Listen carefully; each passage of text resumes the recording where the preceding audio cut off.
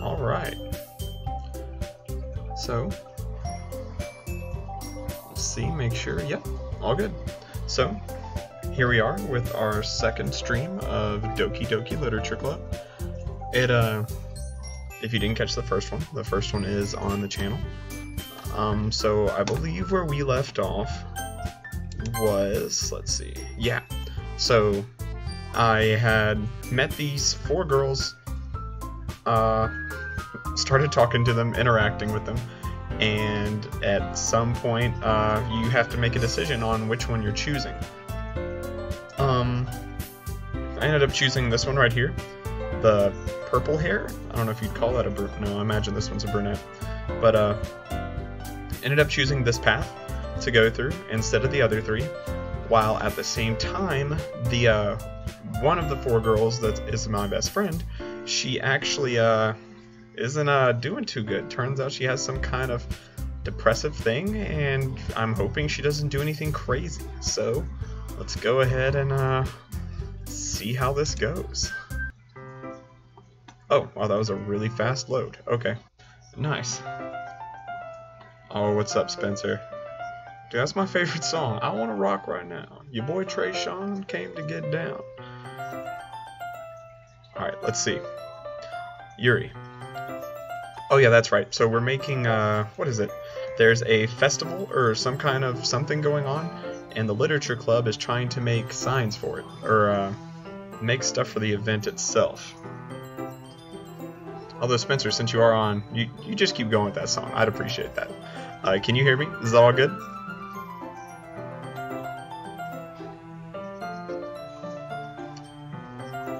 I'll wait for that real quick. Now? Yes. Awesome. Okay. So, here we are. Mine, Yuri's interaction, and we're creating a banner, apparently. I'd like to create a banner. That's why I asked you to buy the paint tablets. I didn't buy any paint tablets. Oh, that's right. One of the items Yuri had asked me to buy was a kit of watercolor paint tablets. Apparently I did buy watercolor paint tablets. You'll need about 6 cups of water to put each of the tablets in. I don't think I really know what this is. Do you mind fetching those for us? Of course not. I mean, it's my house. I think we're in my room. Or we're in one of our rooms. 6 cups of water. I'll be right back in a minute. How the hell am I going to carry that? Thank you very much. Oh, and just a little bit of water is okay. Like how many ounces? If you fill the cups too much, it will be too diluted. Taking Yuri's advice, I decided to use small plastic bathroom cups rather than full-size glasses. Is that something everyone has? I put them on a plate to catch any paint that drips, then bring it back into my room. Yuri? Yes? I came in to see Yuri quickly unrolling her sleeve, pulling it back over her arm. Jesse, what's up? Ah, nothing. Your face is a little red, and your eyes are closed, and your mouth is open. You might want to fix all that. Is it too hot in here, or anything? No, not at all. Oh man, I gotta get used to doing the voices. There's nothing wrong, so let's mix the paint. Yuri hurriedly dismisses me and takes it upon herself to unwrap the tablets, dropping them into the cups. So, I thought we would do something simple that would look very nice. I'd like to paint a gradient across the banner. That sounds complex. Starting with the colors of a sunrise, then daytime, then sunset, and nighttime. You said we were doing something simple. This does not sound simple. Once it dries, I'll write an inspirational quote across the banner. Live, laugh, love. We can hang it from the wall behind the podium at the front of the classroom. Ah, neat. What are you going to write? Well, it would be more fun to surprise you. Yuri smiles at me. If you say so. After rolling out the banner, Yuri and I kneel on opposite sides so that we don't get in each other's way. 1 second. I'm trying to move to where I can see the chat at the same time. Will that work? Yeah. Nice. Well, I'm here to save you money, Jesse. It is a good movie, though. You should still watch it afterwards. Yuri uses a brush and adds a few dots of different colors across the banner to serve as a color guide when we paint. This kind of reminds me of elementary school. Painting on a banner with watercolors feels a lot like the art class projects we had back then. It's relaxing. I'm sorry if this feels too childish. It actually does. I don't want to do this anymore. No, I didn't mean that at all. It's kind of fun, you know. Yeah, it is fun. I'm glad you feel that way too. Yuri stops painting for a moment, thinking to herself, for me, I don't need to go out and do crazy things to have fun. Nice homebody. In fact, I usually don't even want to. Excuse me. I just like when I can spend time with one other person. Even if it's something simple like reading, it doesn't even matter if we don't talk much. Just having a friend next to me makes things feel a little bit nicer. We should probably keep that in mind for Sayori, because she needs more attention. I think that's all it takes for me to be happy. Is that so? Even if Yuri and I are quite different, I can understand where she's coming from. I feel that way about things like anime and games, where simply sharing the experience with someone can make me happy. I think I feel the same way. Yuri smiles gently.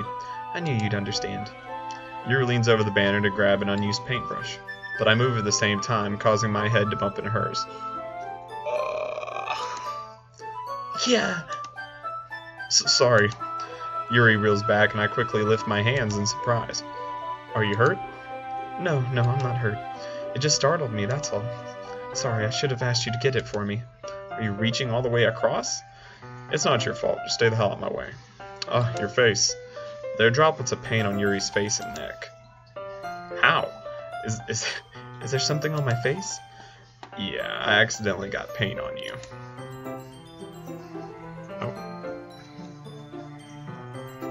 Oh god, back to the big fella. Oh, dude, Jesse, that's one of the best songs of all time. Like, classic. Raw bass. I don't even know if he made other songs, but that's a golden song. Sorry, it's totally my fault. I'll get a towel right away. I rush out and fetch a small towel, then I dampen it with hot water. I return to my room and kneel back down in front of her. Oh god. Here. I pat down Yuri's face and neck with the towel. Is something wrong? It's hot. I just didn't expect it. Sorry. I didn't want to use cold water. Having finished, I started to retract my hand, but Yuri suddenly holds my wrist. Oh god. Wait. Just for a little longer. It feels really nice. You can rub your own face. I don't need to be here for this. I keep my hands still against Yuri's neck. She looks into my eyes. It's an intense expression that I recognize from when she reads her books, almost as if she's lost in a daze, enveloped by her own thoughts. She breathes gently, half through slightly part-lipped. What is happening? Is it the aroma of the jasmine oil giving me this dizzy feeling? Yuri's gentle fingers wrapped around my wrist, sending a tingling sensation through my arm. And suddenly, her face seems to be much more closer to mine than it was just a moment ago. Oh yeah, it's on Spotify. Yuri slowly pulls away.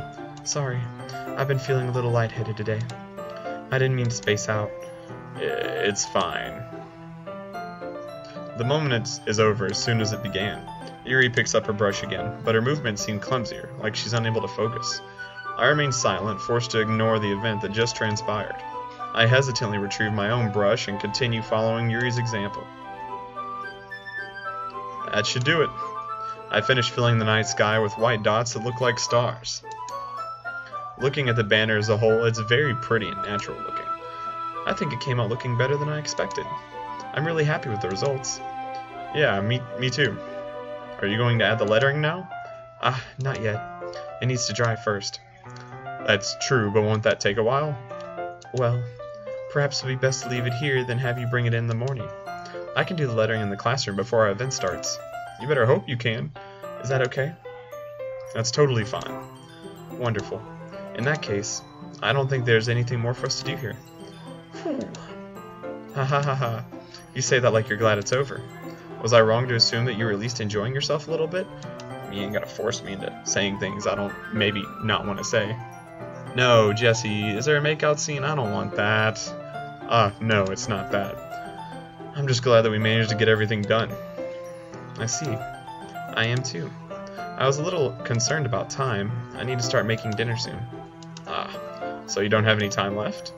I was secretly hoping she would have extra time after finishing the work. Well, Yuri thinks to herself, I was thinking it would be too irresponsible of me to wait much longer. I'm sorry. I was hoping there would be more time as well. It's probably my fault. Sorry for being such a slow worker.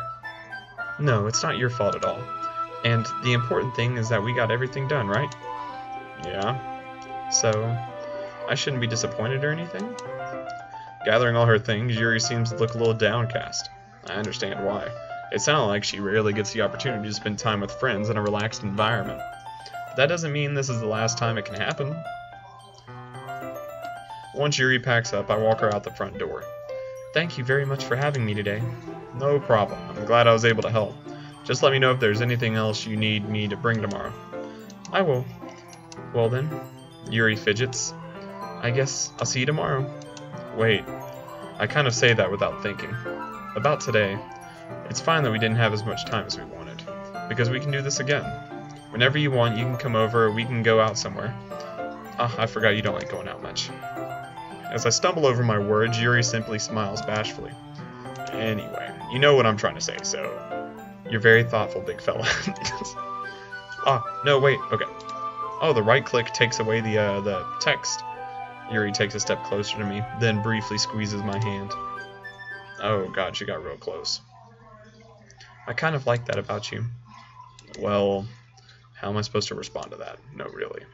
But I don't even get a chance to, as Yuri suddenly pulls back. Sayori? Huh? Yeah.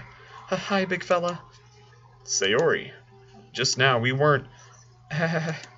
It's okay, big fella. I just stopped by to say hi. Well, it's nice to see you. I'm sorry, but I'm already on the way to leave. Aw, really? That's too bad. I'm sorry. But we'll all be together at the festival tomorrow, so that's fine, right? If we make it through the night. Of course. Wait, what? Oh, okay. Of course. Sayori beams. Yeah, so, I'll see you tomorrow. Clearly embarrassed, Yuri hurries off. Sayori waves goodbye after. Sayori, I thought you didn't want to come over today. Well, I tried staying in my room, but my imagination was being really mean to me. So I had to come here and see it for myself. See what? What are you talking about? You know, how much fun you were having with Yuri. And how close you got to her. It makes me really happy that you've made such good friends. That's all that matters to me. Tears start falling down Sayori's face. Hey, Sayori ain't blocking. We don't need to be shaming Sayori like this. I mean, you know, last time we did this, she was on like super depressive tones, so hopefully it's okay. That's all that matters to me. Why am I feeling this way, big fella? I'm supposed to be happy for you. Why does it feel like my heart is splitting in half? I'm not even helping. I'm just making the situation worse. It hurts so much. Everything hurts so much. This would be so much better if I could just disappear. Sayori, don't say that. It's true, big fella. If I wasn't here, then you wouldn't have wasted your sympathy on me. You wouldn't have to put up with me being selfish. Feelbadman.jpg. Did you just try to send a picture? I don't know if that's how it works. Monica was right. I should have just... Monica? Monica was right about what? Sayori, what I said before is true. I'm not going to let this continue. Caring about you like this isn't the burden your mind is making it out to be. It's something that makes me happy. It's something that I wouldn't trade for anything else. So even if it takes an entire lifetime, I'm going to be by your side until you don't feel any more pain. But Sayori looks away. I put a hand on her shoulder to reassure her. I'm scared, big fella. I'm really scared. What are you scared of, Sayori? I'm scared that I might like you more than you like me. Ooh, there it is, on the table. Sayori. It's true, isn't it? I was weak and started to like you too much.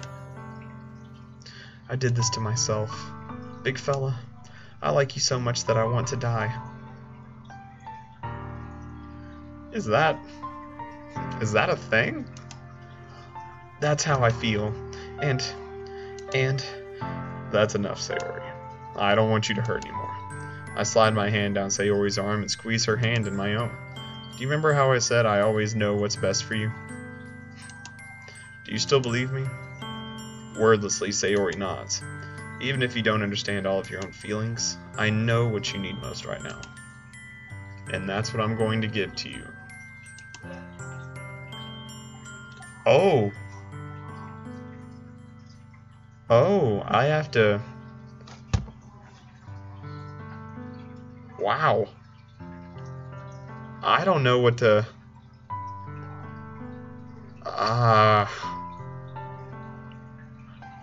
Oh, no. This isn't the narrative I've been building by choosing Yuri. But I feel like if I don't... Sayori may act drastically, and I don't know how You know what? You know what? I'm gonna go for it just to see if I can make it crazy. Sayori, you'll always be my dearest friend. Oh god. Oh man. I'm scared. You'll always be my dearest friend. What you need most is for things to be like they've always been. Monica told me the truth. She told me how much happier you seemed after I joined the club. I know you're struggling with some really difficult feelings right now, but please trust me that I know what's best and what will make you happy in the end. I promise I'll help get things back to the way they were. Hey, what you mean I'm a hoe too? What you mean, Jesse? I didn't do nothing wrong. I see. Sayori forces a smile through an incredibly pained expression. Haha. Is this what it feels like to get stabbed in the chest? Ooh. Ah. Oh no. I should write a poem about this. I guess you could. It's not going to change anything. Sayori. It's okay. This is just my punishment, remember? No? For being so selfish. So please, please don't worry about these stupid feelings. I know you're right. I knew this whole time that there's no happiness down that path. That's why I came here. Just so I could get the answer I needed to hear. And the other thing? You're also right that I just want it to get back to the way it was. Oh, nice. So maybe she won't do anything drastic. I realize that now. I may have said I wanted something to drastic happen, but I'm scared of what the drastic thing that will happen is. Oh, hey, Megan. I'll trust you with anything. Anything at all. So, Sayori's smile finally breaks. All of a sudden, she turns around and drops to her knees. Outside my house? Oh. Hit her with that Waluigi. Clutching her head with both hands, she screams as loudly as she can. I'm gonna need you to get the hell off my yard while you're doing this. I'm so shocked that I don't know how to react. Sayori looks over her shoulder and flashes me one more weak smile before turning around and running off. Sayori. I'm left helplessly standing in front of my house. Why am I feeling so horrible about this? There's nothing more that I could have done. The most I could do is support Sayori through her feelings and help her on the path that's right. But I'm having as much trouble understanding Sayori's feelings as she is. Even though I can comfort her, I keep wondering if I should be doing something more, or something different. I know these thoughts will continue to plague me until things are back to the way they were. So, oh, she flashed a smile, right? I think that's what it said. I'm going to give it everything I've got. Sayori will always be my dearest friend, and I'll do whatever it takes to put a smile on her face every day. Alright.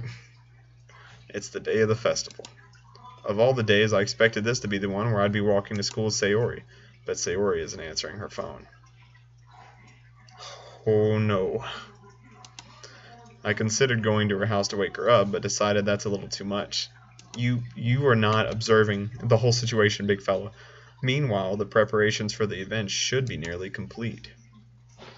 The banner Yuri and I painted is dry, and I gently rolled it up to take it with me. She sent me a pleasant text reminding me not to forget anything, and I reassured her. Funnily enough, I probably feel the same way as Natsuki about the event. I'm more excited for it to be over so I can spend time with Sayori and Yuri at the festival. But knowing Monika, I'm sure the event will be great too. Big fella! You're the first one here. Thanks for being early. That's funny, I thought at least Yuri would be here by now. Monika is placing little booklets on each of the desks in the classroom. They must be the ones she prepared to have all the poems we're performing. In the end, I found a random poem online that I thought Monika would like and submitted it. So that's the one I'll be performing. I'm surprised you didn't bring Sayori with you. Yeah, she overslept again. That dummy. You'd think that on days this important she'd try a little harder. Wow, we're just going to be just straight savage with her. This is rough.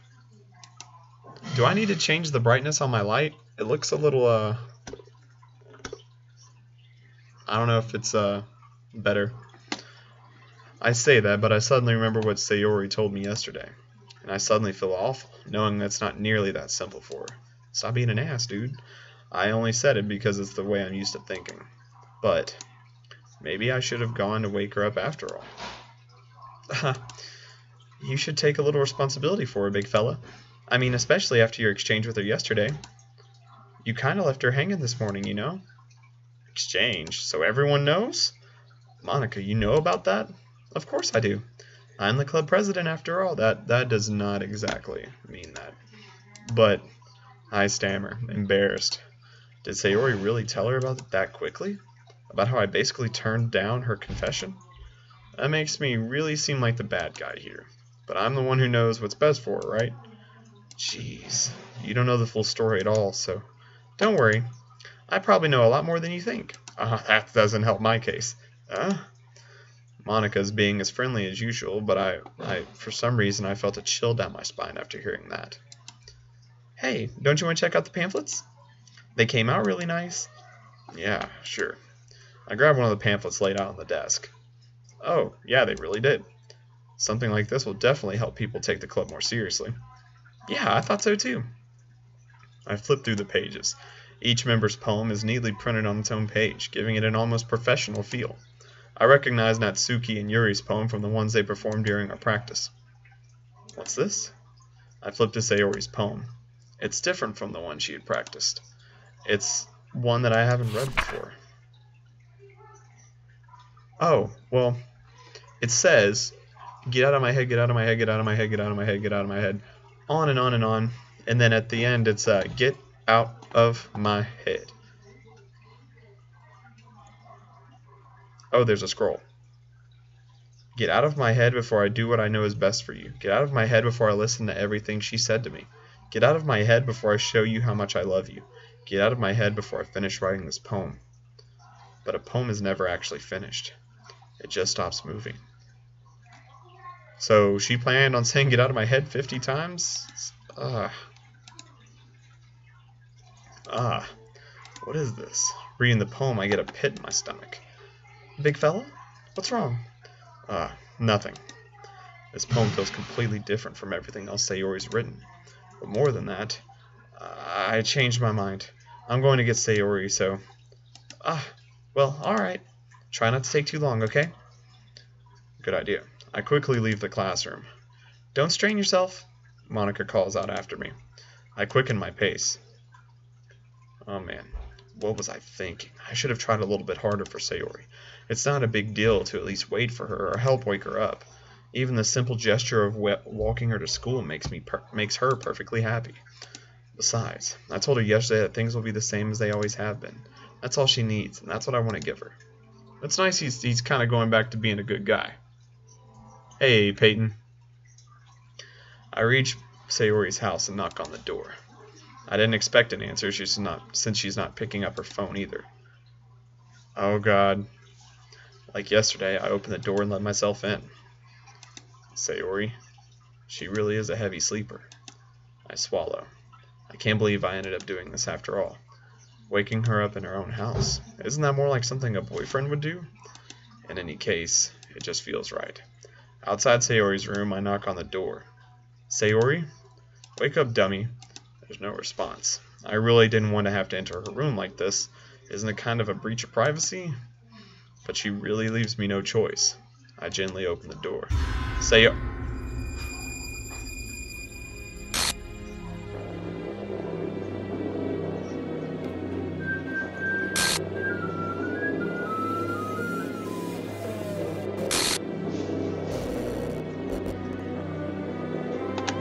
exception has occurred. What the hell? What the hell? Is this a nightmare? It has to be. This isn't real. There's no way this could be real. Sayori wouldn't do this. Everything was normal up until a few days ago. That's why I can't believe what my eyes are showing me. I suppressed the urge to vomit. Just yesterday, I told Sayori I would be there for her. I told her I know what's best and that everything will be okay. Then why? Why would she do this? How could I be so helpless? What did I do wrong? Turning down her confession? That has to have been what pushed her over the edge. Her agonized screams still echo in my ears. Why? Why did I do that to her when she needed me the most? Why was I so selfish? This is my fault. My swarming thoughts keep telling me everything I could have done to prevent this. If I just spent more time with her, walked her to school, gave her what I know she wanted out of our relationship, then I could have prevented this. Yeah, no, this is rough. That's messed up, Shirai. You've been waiting for this? This is horrible. I was really hoping this wouldn't happen. God. I know I could have prevented this. Screw the literature club. Screw the festival. I just lost my best friend. Someone I grew up with. She's gone forever now. Nothing I can do can bring her back. This isn't some game where I can reset and try something. Actually, ironically, it is. I can go back and make another choice. I had only one chance, and it wasn't enough. And now I'll carry this guilt with me until I die. Nothing in my life is worth more than hers, but I still couldn't do what she needed from me. And now, I can never take that back. Never. Ever. Never.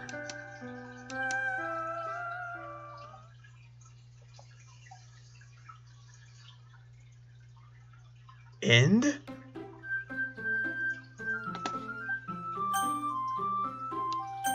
What is this?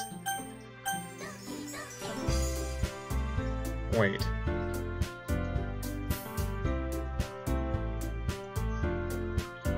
Sayori's character's all jacked up.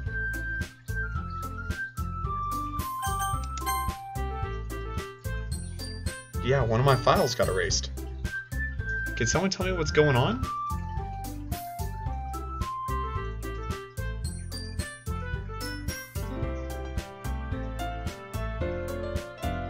You know what? I'm gonna do?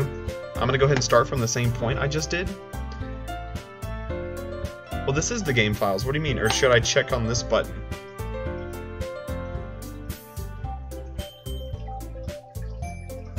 No, guys. Jesse, don't you know? Is my stuff like, why does it show like this?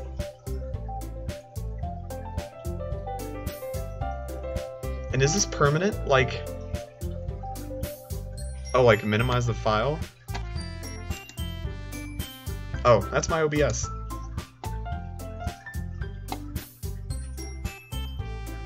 Oh god.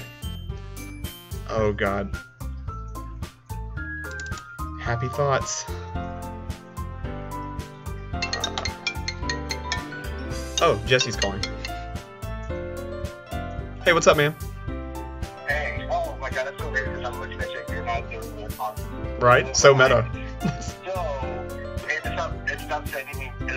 You just stopped me from sending messages again. But, yeah, you gotta open the game files. Okay, I'm in it right now. I got happy thoughts. Okay, yeah, so you gotta look through that. Oh god. Okay, alright, I'm gonna get back to the chat. And just check the character files, and yeah, I'll get back to the chat. Alright. Bye-bye. Bye. Shout out to Jesse for helping me out. I don't... Is this it?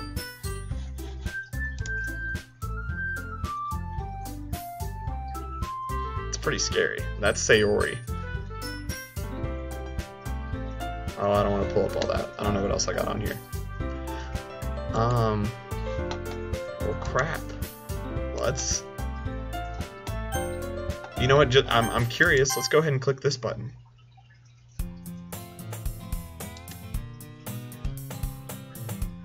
Oh no.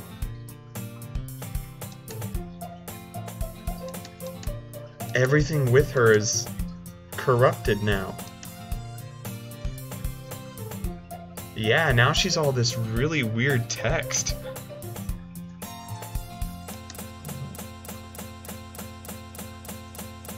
Why does it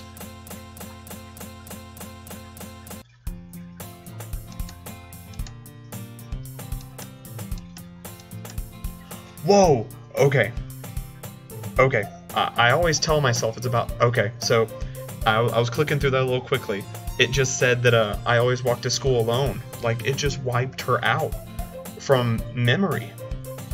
I always tell myself it's about time I meet some girls or something like that, but I have no motivation to join any clubs. I'm perfectly content on just getting on the average while spending my free time on games and anime. There's always the anime club, but it's not like there would be any girls in it anyway. The school day is as ordinary as ever, and it's over before I know it. After I pack up my things, I stare blankly at the wall, looking for an ounce of motivation. Clubs. There really aren't any that interest me. Besides, most of them would probably be way too demanding for me to deal with.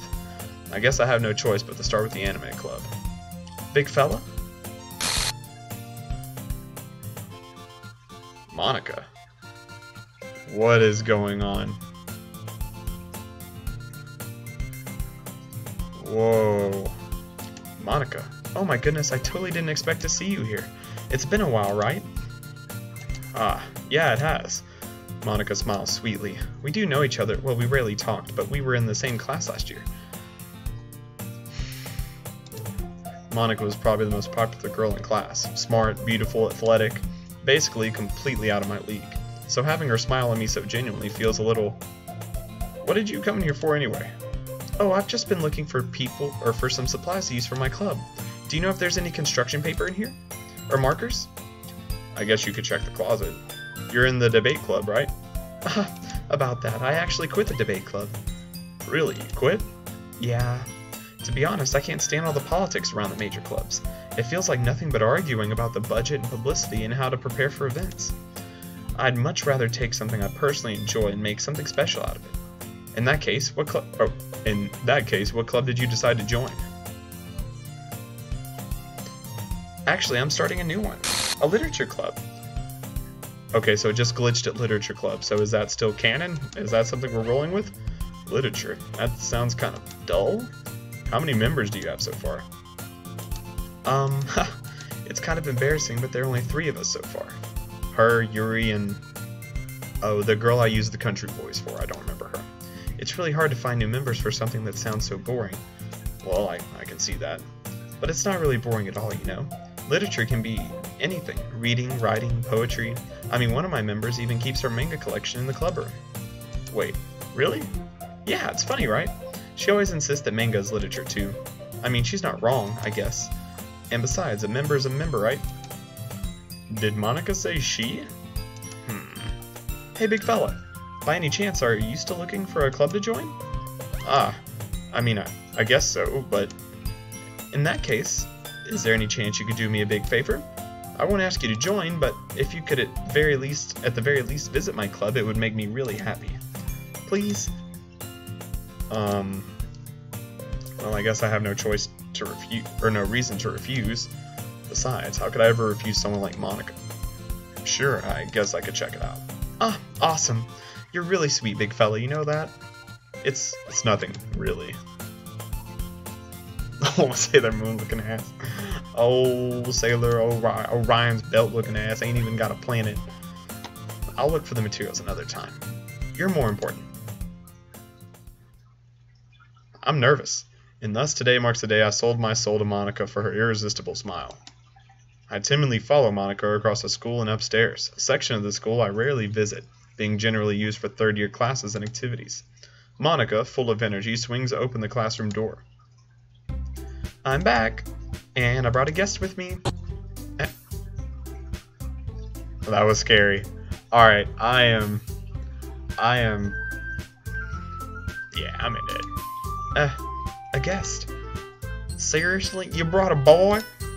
Way to kill the atmosphere. Don't be mean, Natsuki. That's her name. But anyway, welcome to the club, big fella. All words escape me in this situation. This club is full of incredibly cute girls. So let me guess, you're Monika's boyfriend, right? What? No, I'm not. Natsuki, the girl with the sour attitude, whose name is apparently Natsuki, is one I don't recognize. Her small figure makes me think she's probably a first year. Anyway, this is Natsuki, energetic as usual, and this is Yuri, the vice president. It's nice to meet you. Yuri, who appears comparably more mature and timid, seems to have a hard time keeping up with someone like Natsuki. Yeah, it's nice to meet both of you. So I ran into Big Fella in a classroom, and he decided to come check out the club. Isn't that great? Wait, Monika, didn't I tell you to let me know in advance before you brought anyone new? I was going to, well, you know. Sorry. I didn't forget that, but I just happened to run into him. In that case, I should at least make some tea, right? Yeah, that would be great. Why don't you come sit down, big fella? The girls have a few desks around to forge a table. Yuri walks to the corner of the room and opens the closet. Meanwhile, Monika and Natsuki sit across from each other. Still feeling awkward, I take a seat next to Monika. So, you know I didn't really plan on coming here. Or I know you didn't really plan on coming here, but we'll make sure you feel right at home, okay? As president of the Literature Club, it's my duty to make the club fun and exciting for everyone. I'm surprised there aren't more people in the club yet. It must be hard to start a new club. You could put it that way. Not many people are very interested in putting out all the effort to start something brand new, especially when it's something that doesn't grab your attention, like literature. You have to work hard to convince people that you're both fun and worthwhile, but it makes school events like the festival that much more important. Ah, so we're stuck in the loop of the festival, so that's going to be the point. I'm confident we can really grow this club before we graduate. Right, Natsuki? Well, I guess. Natsuki reluctantly agrees. Such different girls, all interested in the same goal. Monika must have worked really hard just to find these two. Yuri returns to the table carrying a tea set. She carefully places a teacup in front of each of us before setting down the teapot in the middle. You keep a whole tea set in this classroom? Don't worry, the teachers gave us permission. After all, doesn't a hot cup of tea help you enjoy a good book? I guess. Don't let yourself get intimidated. Yuri's just trying to impress you. That's not... Insulted, Yuri looks away. I meant that, you know.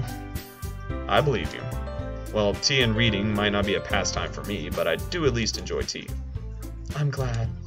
Yuri faintly smiles to herself in relief. So, big fella, what kind of things do you like to read? Well, considering how little I've read these past few years, I don't really have a good way of answering that. Manga? I mutter quietly to myself, half joking. Natsuki's head suddenly perks up. It looks like she wanted to say something, but she keeps quiet. Not much of a reader, I guess. Well, that can change. What am I saying? I spoke without thinking after seeing Yuri's sad smile. Anyway, what about you, Yuri? Well, let's see. Yuri traces the rim of her teacup with her finger. My favorites are usually novels that build deep and complex fantasy worlds. The level of creativity and craftsmanship behind them is amazing to me, and telling a good story in such a foreign world is equally impressive. Yuri goes on, clearly passionate about her reading. Dude, voicing Natsuki is the most fun part. I get a little mixed up when I do Yuri and, Monika. She seems so reserved and timid since the moment I walked in, but it's obvious the way her eyes light up that she finds her work in the comfort of books, not people. But, you know, I like a lot of things. Stories with deep psychological elements usually immerse me as well. Isn't it amazing how a writer can so deliberately take advantage of your own lack of imagination to completely throw you for a loop? Anyway, I've been reading a lot of horror lately. I read a horror book once. I desperately grabbed something I can relate to at the minimal level. At this rate, Yuri might as well be having a conversation with a rock. Actually, before I keep going with this, does this just go through everything again, but just without Sayori inserting anything? Because, I mean, if it's all the same stuff, I don't want to read all the same stuff again. I'll just click through to the choice and make a different choice from there. Or I'll focus on a different girl this time. If someone could confirm that for me. I'd expect that from you, Yuri. It suits your personality. Oh, is that so? Really, if a story makes me think or takes me to another world, then I really can't put it down. Oh, come on, guys. Really, if a story makes me think... Oh, I just read that. Surreal horror is often very successful at changing the way you look at the world, if only for a brief moment. Is that what this is? Is this surreal horror? Ugh, I hate horror. Oh, why is that? Well, Natsuki's eyes dart over to me for a split second. Never mind. That's right, you usually like to write about cute things, don't you, Natsuki? What? What gives you that idea? You left a piece of scrap paper behind last club meeting. It looked like you were working on a poem called Don't Say It Out Loud, and give that back. Fine, fine. I may think I'm reading the same thing. Well, I hope there's differences. I feel like this is all the same stuff that happened last time. Fine, fine. Natsuki, you write your own poems? Well, I guess sometimes. Why do you care? I think that's really impressive. Why don't you share them sometime? No. You don't have to. Natsuki averts her eyes. You wouldn't like them. You don't know me, girl. Not a very confident writer yet. I understand how Natsuki feels. Sharing that level of writing takes more than just confidence. The truest form of writing is writing to oneself. You must be willing to open up to your readers, exposing your vulnerabilities and showing even the deepest reaches of your heart. Do you have writing experience too, Yuri? Maybe if you share some of your work, you can set an example and help Natsuki feel comfortable enough to share hers. I guess it's the same for Yuri. We all sit in silence for a moment. Hey, I just got an idea. Excuse my dog, he's getting excited. How about this? Everyone. Natsuki and Yuri look quizzically at Monika. Let's all go home and write a poem of our own. Then next time we meet, we'll all share them with each other. That way, everyone is even. I mean, I thought it was a good idea. Well, I think you're right, Monika. We should probably start finding activities for all of us to participate in together. I did decide to take on the responsibility of vice president after all. I need to do my best to nurture the club as well as its members. I do plan on doing an Arkham stream this weekend, yeah. I'm not going to be able to do it on Saturday. Me and Tabby are going to be out of town. Besides, now that we have a new member, it seems like a good step for us to take. Do you agree as well, big fella? Hold on, there's still one problem. What's that? Now that we've reached the most important topic, I bluntly come forth with what's been on my mind the entire time. I never said I would join this club. Monika may have convinced me to stop by, but I never made any decision. I still have other clubs to look at, and, I lose my train of thought. All three girls stare back at me with dejected eyes. But, I'm sorry, I thought... The girls exchange glances before Monika turns back to me. I guess I need to tell you the truth, big fella. The thing is, we don't have enough members yet to form an official club. We need 4. And I've been trying really, really hard to find new members. And if we don't find one before the festival, I am defenseless against these girls. How am I supposed to make a clear-headed decision when it's like this? I would feel terrible for letting everyone down in this situation. And besides, the club itself seems pretty relaxed. So if writing poems is the price I need to pay in order to spend every day with these beautiful girls... Right. Okay, I've decided then. I'll join the literature club. So what is a Doki Doki then? Or is that the school? I don't think they ever said the word Doki Doki. Unless that's just something I don't know what it means? One by one, the girl's eyes light up. Oh my goodness, really? Do you really mean that, big fella? Although, I'm interested if that means they were able to form the club last time, and now that I'm the final member, what happens if someone does something silly at the end of this play? I don't know. Yeah, it could be fun, right? You really did scare me for a moment. I mean, if you really just left after all this, I would be super pissed. Big fella, I'm so happy. We can become an official club now. Thank you so much for this, you're really amazing. I'll do everything I can to give you a great time, okay? Thanks, I guess. Okay, everyone. I think with that we can officially end today's meeting on a good note. Everyone remember tonight's assignment. Write a poem to bring to the next meeting so we can all share.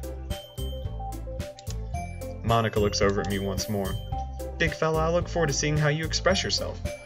No, so the date with Yuri, she came over and we worked on the banner for the last festival. That's what it was. Yeah. Can I really impress the class star Monica with my mediocre writing skills? I already feel the anxiety welling up inside me. Meanwhile, the girls continue to chit-chat as Yuri cleans up the tea set. I guess I'll be on my way then. Okay, I'll see you tomorrow then. I can't wait. I can't. With that, okay, so this is the part where I walked home with Sayori. With that, I depart the classroom and make my way home. The whole way, my mind wanders back and forth between the three girls. Natsuki, Yuri, and of course Monica. Will I really be happy spending every day after school in a literature club? Perhaps I'll have the chance to grow closer to one of these girls. Alright, I'll just need to make the most of my circumstances, and I'm sure good fortune will find me.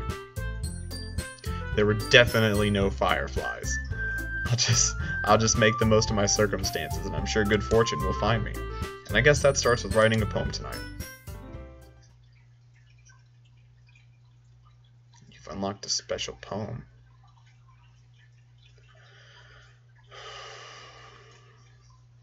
Okay. Oh god.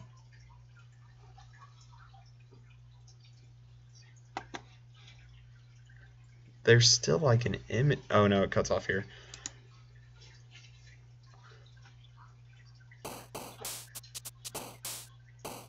Wait, why is Monica not a part of this? Or it was only Sayori last time. Okay, I guess I'll just...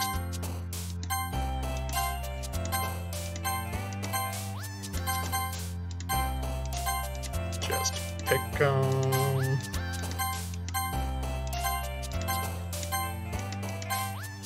feel like for the most part that was pretty even. They jumped about the same amount of time.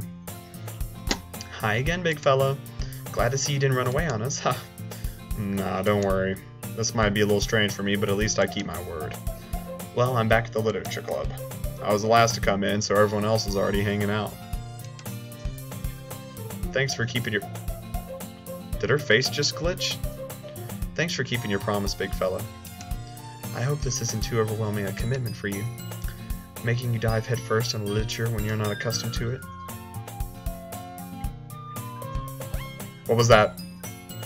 Oh, come on, like he deserves any slack. Oh, sorry. Oh, come on, like he deserves any slack. You've already had to be dragged here by Monica. I don't know if you plan to just come here and hang out or what, but if you don't take us seriously, then you won't see the end of it. Natsuki. She just... Why did... Monica just showed up in front of the... text. I can't... Natsuki, you certainly have a big mouth for someone who keeps a manga collection in the classroom? Natsuki finds herself stuck between saying Monica and manga. Manga is literature! Swiftly defeated, Natsuki pops back into her seat. I'm sorry, big fella. Well, we'll make sure you put your comfort first, okay? What'd you say, Tap? Yuri shoots Natsuki a disappointed glance. Anyway, now that you're in the club and all, perhaps you might have an interest in picking up a book to read? Well, I can't really say no either way. Like you said, I'm in this club now, so it only feels right for me to do something like that if you ask. Wait, I didn't mean it like that. You don't really want to, then if you don't really want to, then forget I said anything, I guess. No, it's not that, Yuri. I just want to try to be a part of the club. So even if I don't read often, I'd be happy to pick up a book if you wanted me to. Are you sure? I just felt like, well, as vice president and all, that I should help you get started on something you might like. Yuri reaches into her bag and pulls out a book. I didn't want you to feel left out, so I picked out a book that I thought you might enjoy. You don't know anything about what I like. I haven't said anything that I like to read. It's a short read, so it should keep your attention, even if you don't usually read. And we could, you know, discuss it if you wanted. How is this girl accidentally being so cute? She even picked out a book she thinks I like, despite me not reading much. Yeah, that's what I said, type. I don't know how it's really cute. Yuri, thank you. I'll definitely read this. Wait. No, I noticed the music was like kind of glitchy in the beginning. What was the classroom? What, is it at an angle? Is there something I'm missing? It looks like it's tilted. I don't think it was tilted last time. I don't know. I could be wrong. It does? Are you watching over there? Oh, okay. Yuri, thank you. I'll definitely read this. I enthusiastically take the book. Yeah, the angle. Okay, Jesse said it's the angle. Whew. Well, you can read it at your own pace. I look forward to hearing what you think. Okay, everything just went back to the right angle. Or everything went back to straight. Also, there's a chair in that closet. Should I be concerned about that? Now that everyone's settled in, I expected Monica to kick off some scheduled activities for the club. But that doesn't seem to be the case. Yuri's face is already buried in a book. I can't help but notice her intense expression, like she was waiting for this chance. Meanwhile, Natsuki is rummaging around in the closet. Ugh! I hear Natsuki utter an exasperated sigh from within the closet. Skull Kid confirmed for Smash? No, he wasn't. She seems to be annoyed by something. I approach her in case she needs a hand. You looking for something in there?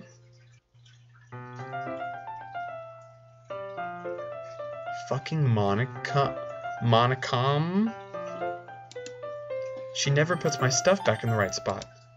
What's the point in keeping your... Oh, what's the point in keeping your collection organized if someone else is gonna mess it up? Natsuki slides a bunch of stacked books and boxes across the shelf. Manga. You read manga, right? Ah, sometimes.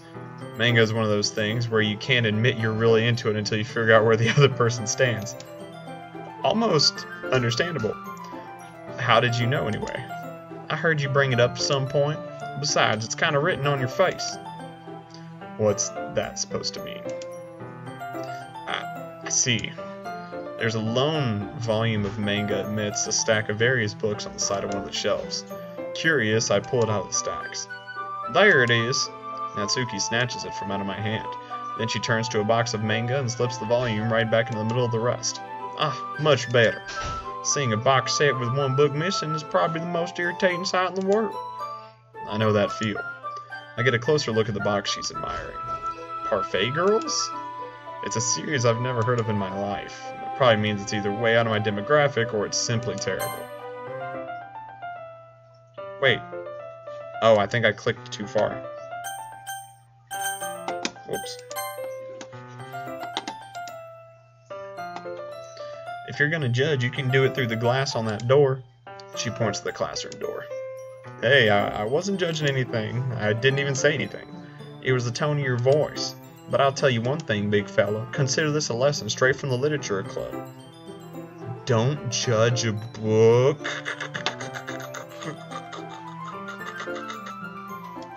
Does it go away? Yeah. I feel like I may need to make the text go away whenever something like this happens. Maybe there's something I'm missing. In fact, Natsuki pulls out the first volume of Parfait Girls from the box. I'm going to show you exactly why. She shoves the book right into my hands. Ah. I stare at the cover. It features 4 girls in colorful attire striking animated feminine poses. It's exceedingly... Moi? Don't just stand there. Ugh. Natsuki grabs my arms and pulls me out of the closet. She then takes a seat against the wall beneath the windowsills. She pats on the ground next to her, signaling me to sit there. Wouldn't chairs be more comfortable? I take my seat. Chairs wouldn't work. We can't read at the same time like that. Why is that? I guess it's easier to be close together like this. Don't just say that. You make me feel weird about it. Natsuki crosses her arms and scooches an inch away from me. That's not very far. Sorry. I didn't exactly expect to be sitting this close to her either. Not that I can say it's a particularly bad thing. I open the book. It's only a few seconds before Natsuki once again inches closer, reclaiming the additional space while she hopes I wouldn't notice.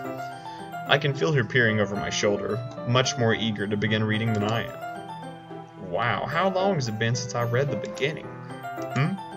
You don't go back and flip through the older volumes every now and then? Not really. Maybe sometimes after I've already read or already finished the series? Hey, are you paying attention? Am I? Is that meta? Was that something I need to see? I am, but nothing's really happening yet, so I can talk at the same time. It looks like it's about a bunch of friends in a high school. Typically slice of life affair. I kind of grew out of these since it's rare for the writing to be entertaining enough to make up for the lack of plot. Are you sure this isn't boring for you? It's not. Even though you're just watching me read? Well, I'm fine with that. If you say so. I guess it's fun sharing something you like with someone else. I always get excited when I convince any of my friends to pick up a series I enjoy. You know what I mean? You don't? That's not... Well, I wouldn't really know. What do you mean? Don't you share your manga with your friends? Could you not rub it in? Jeez. Sorry. Like I could ever get my friends to read this.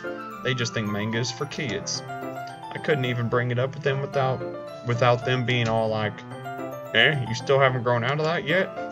Makes you want to punch them in the face. I know those kind of people. Honestly, it takes a lot of effort to find friends who don't judge, much less friends who are also into it. I'm already kind of a loser, so I guess I gravitated toward the other losers over time. But it's probably harder for someone like you.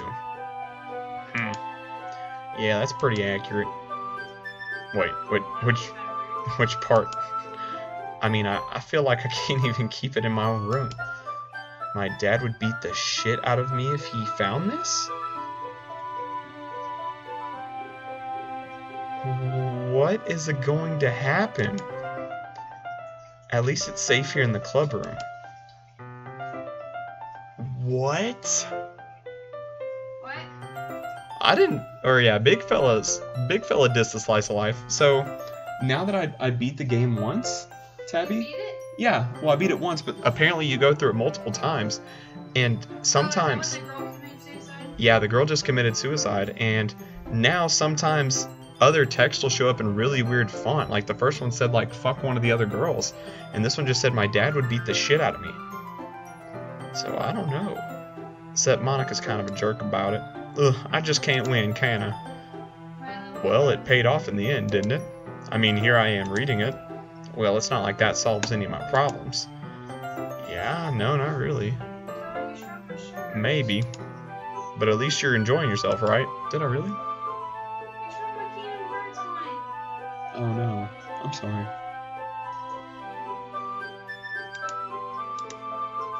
So?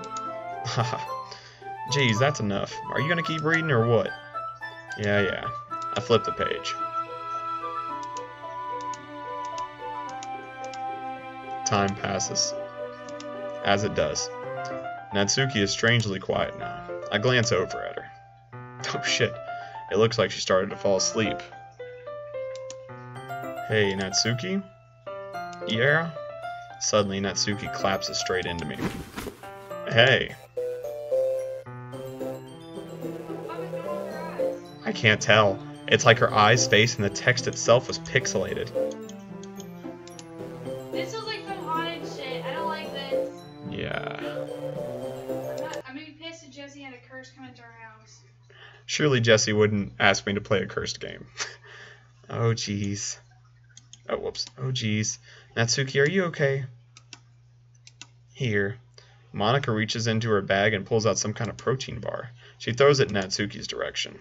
Natsuki's eyes suddenly light up again. She snatches the bar from the floor and immediately tears off the wrapper. I told you not to give... She doesn't even finish her sentence before stuffing it into her mouth.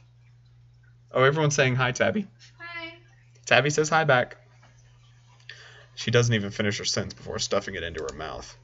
Don't worry, big fella. She's fine. It just happens every now and then. That's why... Oh, sorry, I'm not even doing it in voice. That's why I always keep a snack in my bag for. Anyway, why don't we all share poems now? Oh god, I don't want to read other poems. Okay, so... I'm trying to think of how I want to do this. I'm going to go ahead and do Yuri. And since Yuri's the vice president now, I wonder if Natsuki is going to become the vice president in the next playthrough. So we'll do Yuri first. Yuri seems the most experienced, so I should start off with her. Excuse me. I can trust her opinion, to be fair. Although, everything that happens with Natsuki ends up with the glitching. I don't know. Yuri stares at the poem. A minute passes, more than enough time for her to finish reading it. Oh, sorry. I forgot to speak. It's fine, don't force yourself. I'm not. I just need to put my thoughts into words. Hold on. Okay. This is your first time writing a poem, right? Yeah? Why do you ask? I'm just making sure. I guess that it might be after reading through it. Whatever. So it's that bad. No. Did I just raise my voice? Oh, I'm so sorry. Yuri buries her face in her hands. I couldn't help but notice that it's been several minutes and we really haven't gotten anywhere. Ah! No, not Otto. It might take Yuri a while to get used to new people. It's fine. I really didn't... Oh, it's fine. I really didn't notice. What were you saying? Right. It's just that there are specific writing habits that are usually typical of new writers. And having been through that myself, I kind of learned to pick up on it. I think the most noticeable thing I recognize in new writers is that they try to make their style very deliberate. In other words, they tend to pick a writing style separate from the topic matter, and they form-fit the two together. She really went through and critically looked at my stuff. The end result is both the style and the expressiveness are weakened. My shit ain't weak, Yuri, first off. Once Yuri finds her train of thought, it's as if her demeanor totally changed. Her stammering is completely gone, and she sounds like an expert. Of course, that's not something you can be blamed for. There are so many different skills and techniques that go into writing even a simple poem. Not just finding them and building them, but getting them to work together is probably the most challenging part. It might take you some time, but it all comes with patience, or practice, and learning by example and trying new things. I also hope that everyone else in the club gives you valuable feedback. Natsuki can be a little biased, though. Oh, Natsuki can be a little bit biased, though. Biased? How? Well, never mind. I shouldn't be talking about people like that. Sorry. It's fine. I'm not sure if Yuri's apologizing herself to me, herself, or Natsuki. Do you mind if I read your poem now? Please do. I'd love to share my thought process behind it. Yuri smiles dreamily, as if it's a rare opportunity for her, which itself is kind of funny. After all, this is supposed to be your literature club. Ghost Under the Light. Pretty sure this is a new one. Ghost under the light. The tendrils of my hair illuminate beneath the amber glow. Bathing. It must be this one. The last remaining streetlight to have withstood the test of time. The last yet to be replaced by the sickening blue-green hue of the future. I bathe. Calms, breathing. Calms? Yeah. Breathing air of the present, but living in the past. The light flickers. I flicker back. Okay. I'm sorry, I have such terrible handwriting. Yeah, true. What? I was thinking about that. But it took you a long time to read. Well, I just don't read script very often. I actually think your handwriting is pretty. Not true, guys. That's a relief. Also, I like the poem. Even though it's short, it was really descriptive. It wasn't too short? I usually write longer poems.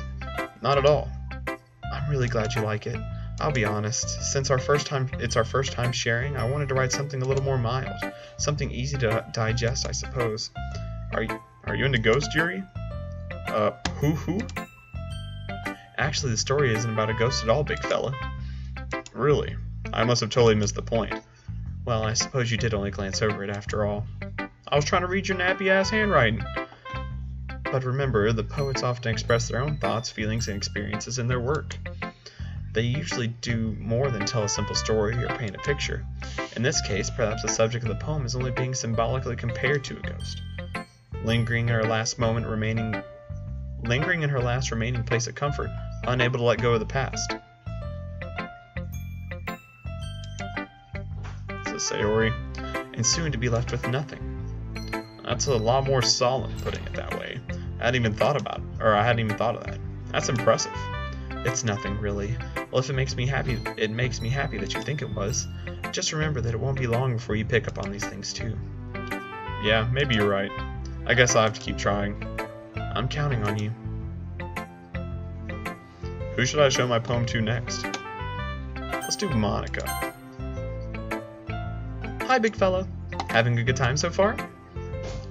Yeah. Good, glad to hear it.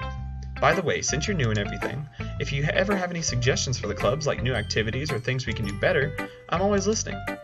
Don't be afraid to bring things up, okay? Alright, I'll keep that in mind.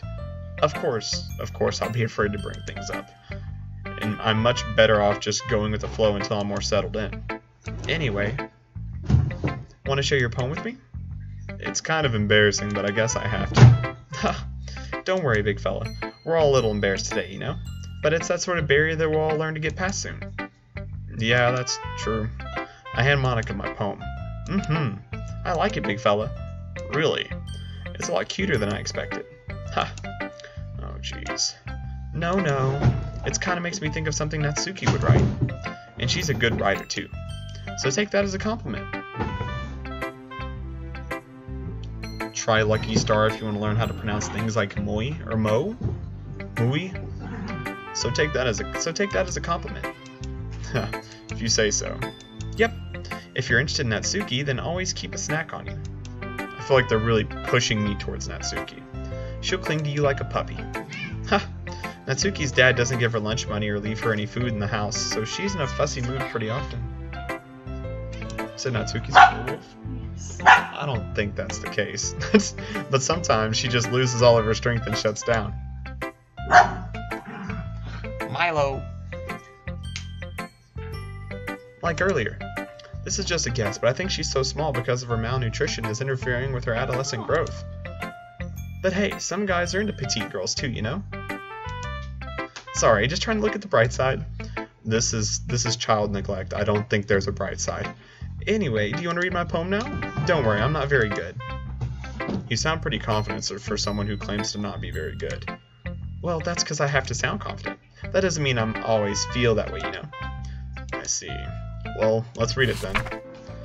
Hole in the wall. But he wasn't looking at me. Confused, I frantically glance at my surroundings, but my burned eyes can no longer see color. Are there others in the room? Are they talking? Or are they simply poems on flat sheets of paper? The sound of frantic scrawling playing tricks on my ears. The room begins to crinkle, closing in on me. The air I breathe dissipates before it reaches my lungs. I panic. There must be a way out. It's right there. He's right there. Swallowing my fears, I brandish my pen. So, what did you think? It's very freeform, if that's what you call it.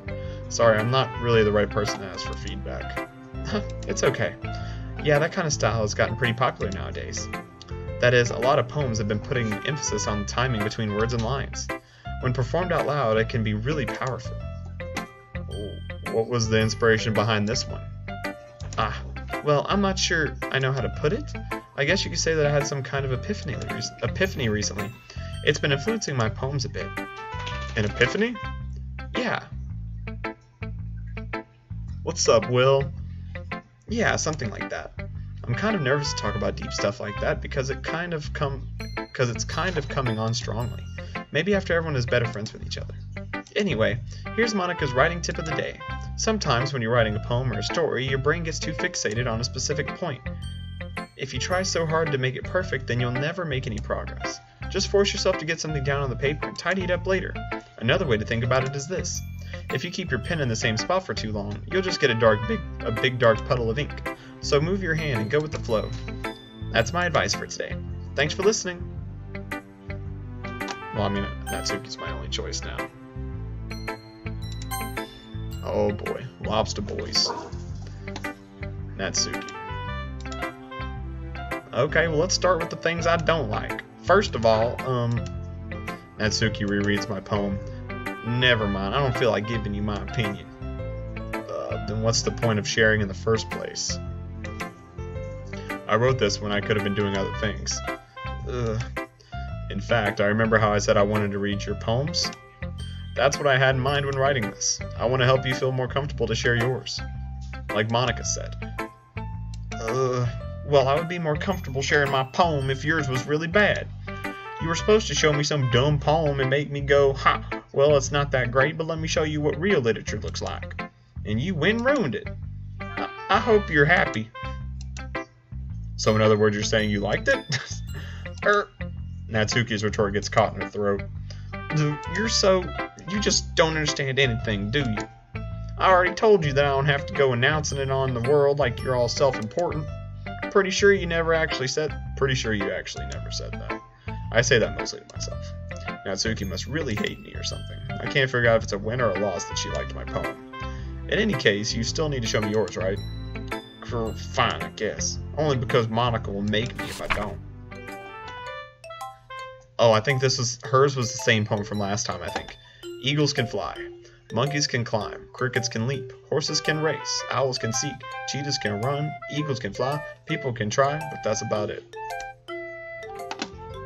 Yeah. I told you that you weren't gonna like it. I like it. Don't pity her. What? Just be honest. I am. Why are you so convinced that I wouldn't like it? Well, because everyone in high school thinks that writing has to be all sophisticated and stuff.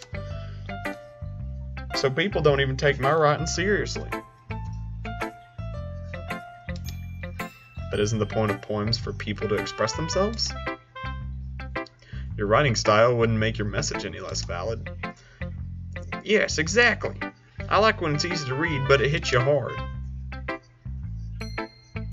I don't know. I wouldn't call this fire. Like in this poem, seeing everyone around you do great things can really be disheartening. So I decided to write about it. Yeah, I understand. But the other nice things about simple writing is that it puts more weight on the wordplay. Like I set up for a rhyme at the end, but then made it fall flat on purpose. It helps bring out the feeling in the last line. So you did. I guess more went into it than I realized. Oh, I made it a little too low, guys. Sorry. That's what it means to be a pro. I'm glad you learned something. Didn't expect that from the youngest one here, did you? Oh, Will, yeah. So I already finished the first playthrough, and Sayori committed suicide. And then after that, the game ended. Like, that was it. And I had to restart, but now it's the game, just Sayori's not in it. So she's been cut out, and sometimes the game will glitch and like do crazy things, but I don't know. Yeah, I guess not. I decided to humor her with that last comment. I don't really care how old everyone is, but if Natsuki is feeling proud, then I won't take that away from her. Whew. I guess that's everyone. I glance around the room. That was a little more stressful than I anticipated. It's as if everyone is judging me for my mediocre writing abilities. Even if they're just being nice, there's no way my poems can stand up to theirs. This is a literature club, after all. I sigh. I guess that's what I ended up getting myself into. Across the room, Monica is writing something in her notebook. My eyes land on Yuri and Natsuki. They gingerly exchange sheets of paper, sharing their respective poems. As they read in tandem, I watch each of their expressions change. Natsuki's eyebrows furrow in frustration. Meanwhile, Yuri smiles sadly.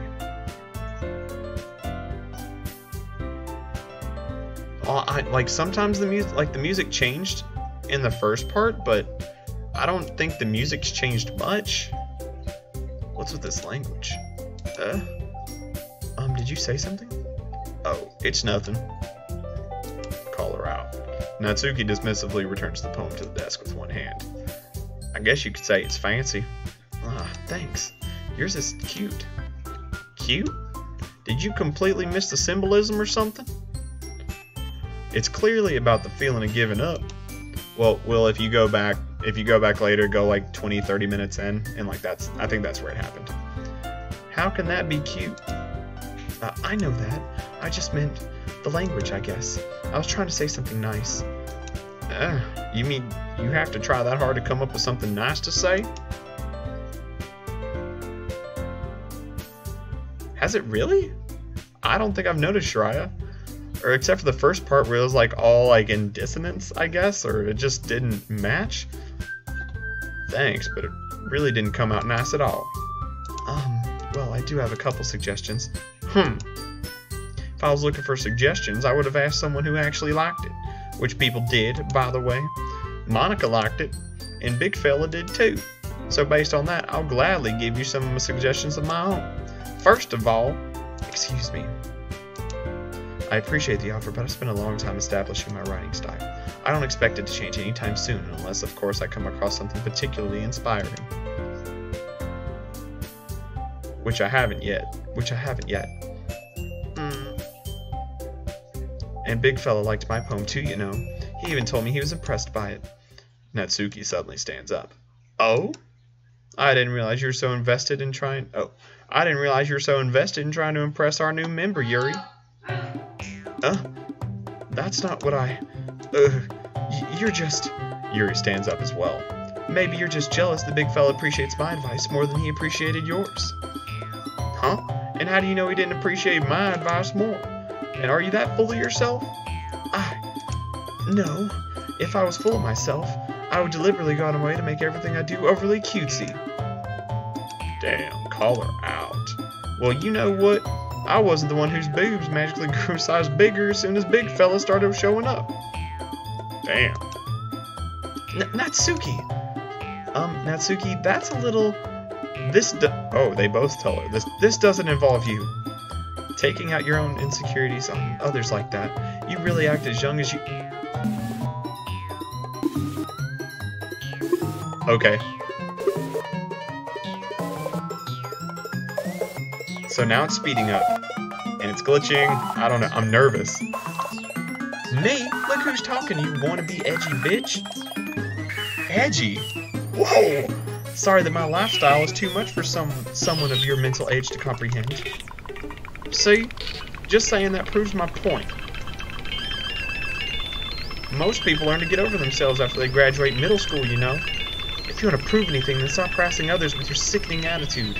You think you can counterbalance your toxic personality just by dressing and acting cute? The only thing cute about you is how hard you try. Whoa, Jesus. Whoa, be careful, you might cut yourself on that edge, Yuri. Oh, my bad, you already do, don't you? Oh, wow, this is getting intense. Did you just accuse me of cutting myself? What the fuck is wrong with your head? Yeah, go on. Let Big Fella hear everything you really think. I'm sure he'll be head over heels for you after this. Oh. Suddenly, Yuri turns toward me as if she noticed I was just standing there. Big Fella, she's just trying to make me look bad. That's not true. She started it. Wait, all that went by so fast. I'm gonna try to read it. I have the stream right up. Maybe I can try to read it again. God. Come on. I didn't realize the stream's like maybe 10, 15 seconds behind. No, I can't wait. Okay, I'm gonna pick...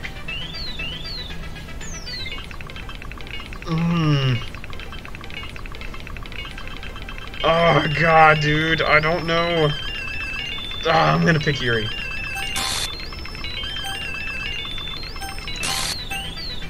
It's getting closer.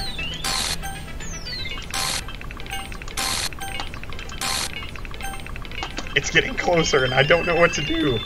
Oh my god. I'm running out of... Monica? Why is Monica here? I don't... So that means I have to pick Natsuki? Or Yuri?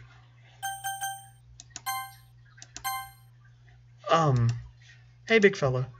Why don't we step outside for a little bit, okay? Sorry about that. They really shouldn't have tried to get you involved. It's probably better for us to stay out of this. Well, we'll go back inside once they're done yelling. Some president I am, right? I can't even confront my own club members properly. I just wish I was able to be a little more assertive sometimes, but I never have it in me to put my foot down against others. You understand, right? Anyway, if this makes you want to spend less time with the others, then that's fine. I'd be happy to spend time with you instead. Suddenly, Natsuki runs out the classroom. She quickly runs away. Oh dear. Well, it looks like they're done. Jesus. I didn't mean it. I didn't mean it. I didn't mean it. Yuri is rocking back and forth on her desk with her palms on her forehead. Yuri? I didn't mean it. I believe you. I have no idea what Yuri might have said to Natsuki, or did. Big fella, please don't hate me. Please. I'm not like this. There's something wrong with me today. It's fine, Yuri.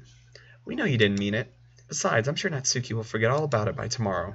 I am pretty positive she's not going to. Completely. Anyway, the meeting's over. You can go home now if you want. Yuri looks at me like she wanted to say something, but she keeps glancing at Monica. You can go first, Monica. I'd like to stay a little bit longer. I'm the president, so I should be the last one out. I'll wait for you to be done. Well, I'm vice president, so please let me take that responsibility today. It sounds like you don't want me around for something, Yuri. It's not that. Sayori's ghost is controlling him. Ooh, that would be interesting. It's not that. I didn't get much of a chance to discuss my book with Big Fella. I would just be embarrassed with you listening.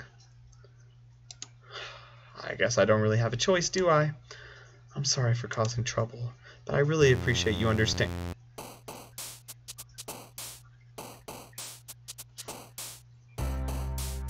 Why? Why am I here? Am I picking a new poem? Well, let's go ahead and stick to the...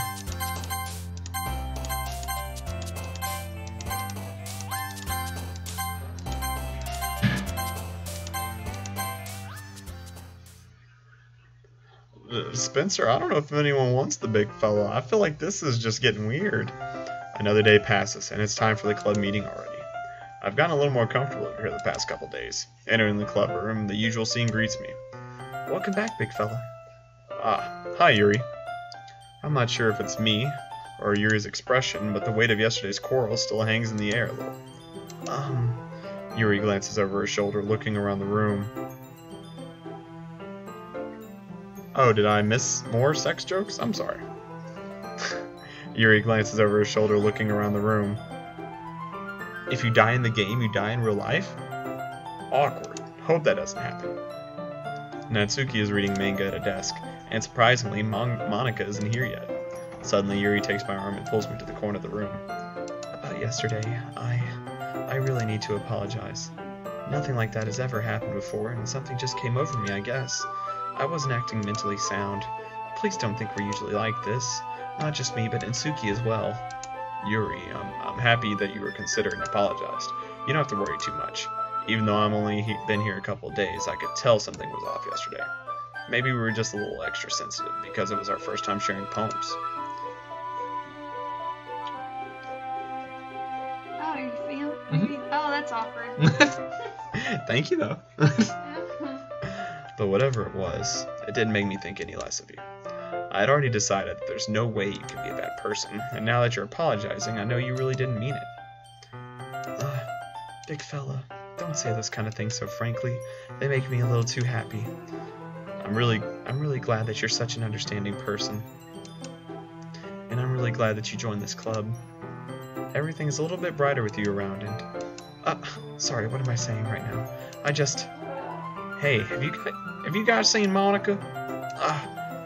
No, I haven't. I was kind of wondering where she was. Yuri, I'm guessing you haven't either? Yuri is clearly taken aback by how calmly Natsuki is addressing her. No, I haven't. Oh. Just a little bit, Spencer. Just a little married. Jeez, this isn't like her at all. I know it's stupid, but I can't help but worry a little bit. What? Why are you looking at me like that? Natsuki, about yesterday. I just want to apologize. I promise I didn't mean any of the things I said, and I'll do my best to stay under control from now on. So, Yuri, what the heck are you talking about? Did you do something yesterday? Jeez. Whatever's on your mind, I'm sure it was nothing. Okay. I don't even remember anything bad happening. You're the kind of person who worries too much about the little things, aren't you? Oh, I was supposed to read that in Natsuki's voice. Sorry. But Nibbles sailcloth. You see this little mouthpiece right here? This is scary as hell. Nibbles sailcloth, blind sight, lifeline, and non-recepticality. Faultlessly offered. Squirmalicia nade. I'll accept your apology anyway if it makes you feel any better about it. Besides, it's kind of nice to hear since it was kind of nice to hear since I was always afraid you secretly hated me or something like that. No, not at all. I don't hate you. Well, you're kind of weird, but I don't hate you either. Natsuki turns to me. You're still on trial, though. Hey. Suddenly, the door swings open. Sorry, I'm super sorry. Ah, there you are. I didn't mean to be late. I hope you guys weren't worried or anything. Nah. Well, Natsuki was. I was not. What took you so long anyway? Well, my last period today was study hall. To be honest, I kind of lost track of time. That makes no sense, though. You would have heard the bell ring, at least. I must not have heard it since I was practicing piano. Horse's name is Mayo Nays. God damn it. God damn it, Spencer. Piano? I wasn't aware you played music as well, Monica. Shit. I wasn't aware you played music as well, Monica. Aw, don't give me more credit than I deserve. I guess I've been practicing for a while, but I'm still not really good yet. Still, that must require a lot of dedication, so I'm still impressed. Ah, well, thanks, Yuri. You should play something for us sometime. Ah, that's... Monica looks at me. Well, I'm working on writing a song, but it's not quite done yet. Maybe once I get a little better, I will. That sounds cool. I look forward to it. Is that so? In that case, I won't let you down, big fella. Monica smiles sweetly. I didn't mean any pressure or anything like that. Don't worry. I was hoping that I could share it with you anyway. I guess that's why I've been practicing so much recently. I see. I'm not sure if Monica was referring to the whole club or just me. In that case, best of luck. Thanks. So I didn't miss anything, did I? Not really. I chose not to bring up anything that the three of us talked about. Besides, Natsuki has already run off to the closet. Big fella, since your compliments put me in a good mood, I was wondering if you would like to spend some time together today. I mean, in the club. I suppose so. I don't think I could say no to you after you gave that book to me. Well, I guess I need to make sure Natsuki isn't... Well, I guess I need to make sure Natsuki isn't waiting for me. After we finished reading yesterday, She's fine. She's reading over there, see? Don't think about her so much.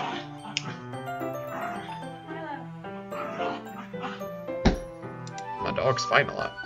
She's used to being ignored. Cool. Come on, we're going over there.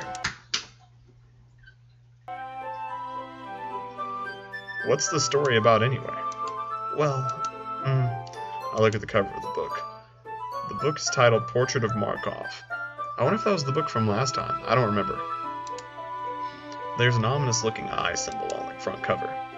Basically, it's this religious camp that was turned into a human experiment prison, and the people trapped there have this trait that turns them into killing machines that lust for blood.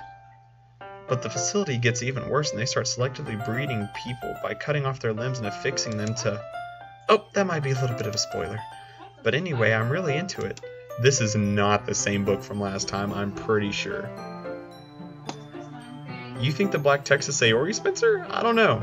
I feel like it's like maybe the inner thoughts of like whoever it is. I don't know. The book, I mean. Not the thing about the limbs. It's kind of dark, isn't it? Yuri made it sound like this is going to be a nice story, so that dark turn came from nowhere. I'm afraid... I don't think I know Soren Markov. The name doesn't ring a bell.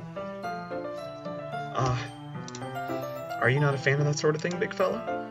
No, it's not that. I mean, I can definitely enjoy these kind of stories, so don't worry. I hope so. Yeah, I totally forgot that Yuri was into those things. She's so shy and reclusive on the outside, but her mind seems to be completely different. It's just that this kind of story, it's the kind that challenges you to look at life from a strange new perspective. When horrible things happen not just because someone wants to be evil, but because the world is full of horrible people and we're all worthless anyway. Whoa! then... Excuse me. My phone vibrated. Wait, no, I missed that part. No, what'd that say? No, come on. I'm rambling, aren't I? Not again. I'm sorry. Hey, don't apologize. I haven't lost interest or anything. Well, I guess it's alright then. But I feel like I should let you know that I have this problem. When I let things like books and writings fill my thoughts, my whole body gets incredible. What did that say? I kind of forget to pay attention to other people. Oh? Okay, it's coming up on the... Oh, okay, it just said then suddenly. I kind of forget to pay attention to other people, so I'm sorry if I end up saying something strange, and please stop me if I start talking too much. I really don't think you need to worry. That just means you're passionate about reading. The least I can do is listen. It's a literature club, after all. Ah, well, that's true. In fact, I might as well get started reading it, right? God, I'm scared. I am worried about what's next. Yes, I mean, you don't have to, but... What are you saying? Let me just get the book. I quickly retrieved the book that I had put into my bag. Alright, it's fine if I sit here, right? I slip into the seat next to Yuri's. Yeah. Are you sure? You seem a little apprehensive. I'm sorry. It's not that I don't want you to. It's just something I'm not very used to. Oh, the mark. Yeah, the vampire. Never mind. Yeah, I don't know. It looks like it's just you and the... You and Jesse sure have taken on a liking. That is, reading in company with someone. I see. Well, just tell me if I end up distracting you or anything. Alright. I open the book and start the prologue. I soon understand what Yuri means about reading in company. It's as if I can feel her presence over my shoulder as I read. It's not a particularly bad thing. Maybe a little distracting, but the feeling is somewhat comforting. Yuri's in the corner of my eye. I realize she's not actually looking at her own book. I glance over. It looks like she's reading from my book instead. Sorry. I was just bathing in the feeling of your body. What? Yuri, you really apologize a lot, don't you? I do. I don't really mean to.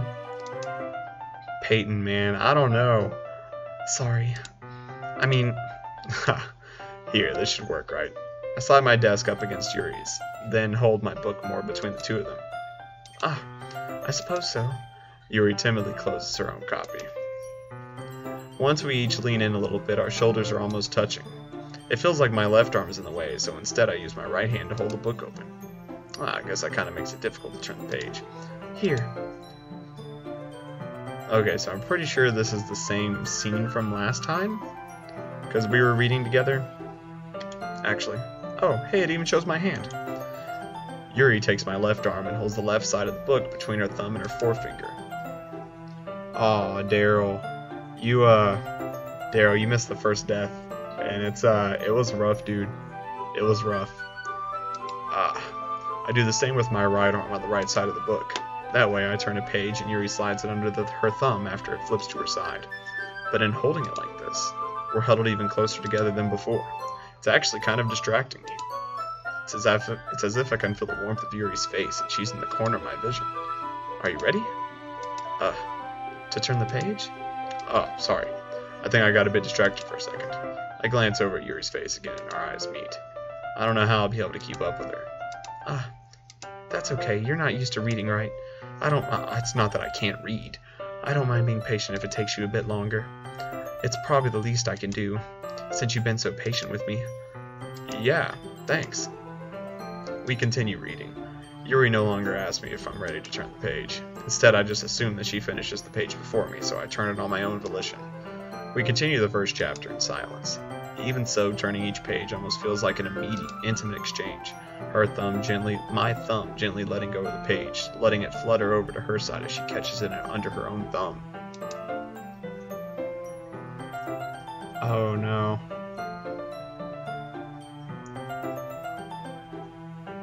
Yeah, I did leave her hanging, just to see what happened.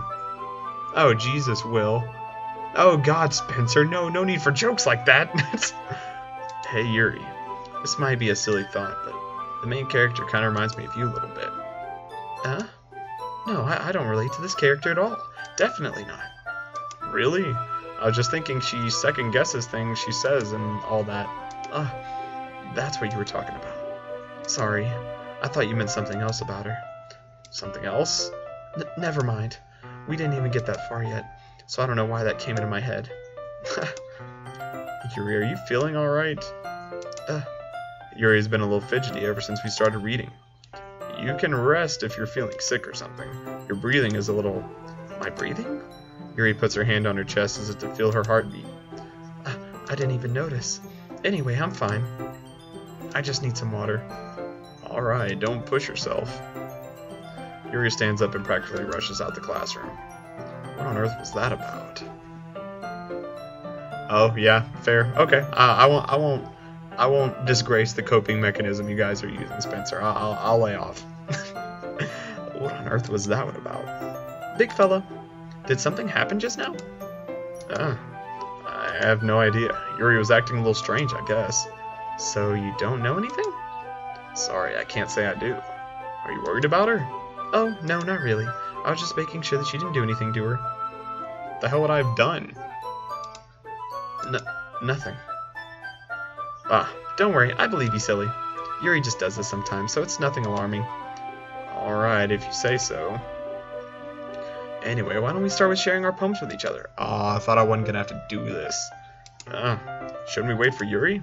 Well, she might be a while, so I figured we'd get started without her. Is that okay? Yeah, I was just asking. I stand up. I make a mental note of where I left off in the book, then slip it back into my bag. Shouldn't you just put a bookmark, or... Who should I show my poem to first? So, if forced Yuri out, well, I'll go ahead and show Monica first.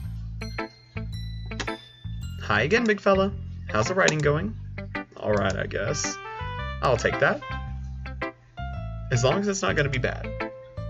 I'm happy that you're applying yourself. Maybe soon you'll come up with a masterpiece.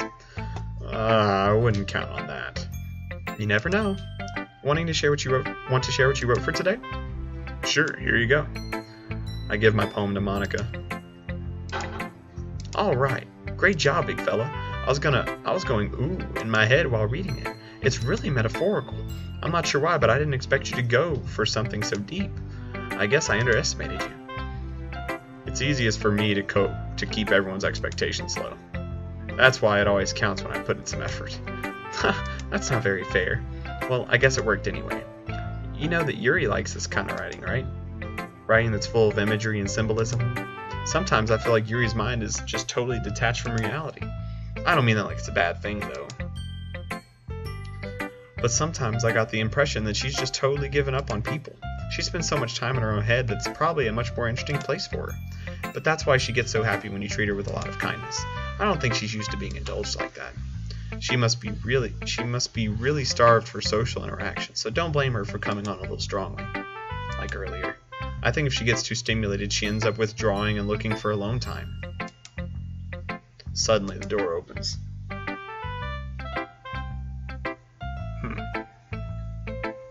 Yuri, I'm back. Did I miss anything? Not really. Well, we all started sharing our poems with each other. Already? I'm sorry for being late. No need to apologize. We still have plenty of time, so I'm more glad that you took all the time you needed. All right. Thanks, Monica. I suppose I should go get my poem now. But anyway, you want to read my poem now? I like the way this one turned out, so I hope you do too. Save me. The colors. They won't. Bright, beautiful colors. Flashing, expanding. Wait. Oh. I wonder if these letters that are missing have anything to do with anything. I'm scared I'm looking too far into it. Let's see. The colors. They won't. Bright, beautiful colors, flashing, expanding, piercing, red, green, blue, and endless cacophony of meaningless noise. The noise, it won't stop. Violent, grating waveforms, squeaking, screeching, piercing. Sine? Cause? Cosine? tangent? Like playing a chalkboard on a turntable. Like playing a knife on a breathing rib cage? There's too many letters missing now. Delete her? Am I supposed to be... Do I actually need to alter the files in the game to change stuff? Okay, so she's glitching.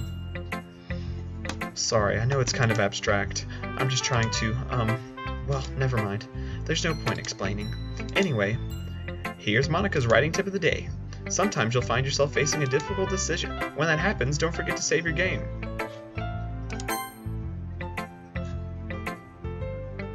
All my slots are gone. Wait. I can have up to 54 saves? When that happens, don't forget to save your game. You never know when, who am I talking to? Can you hear me? Tell me you can hear me. Anything.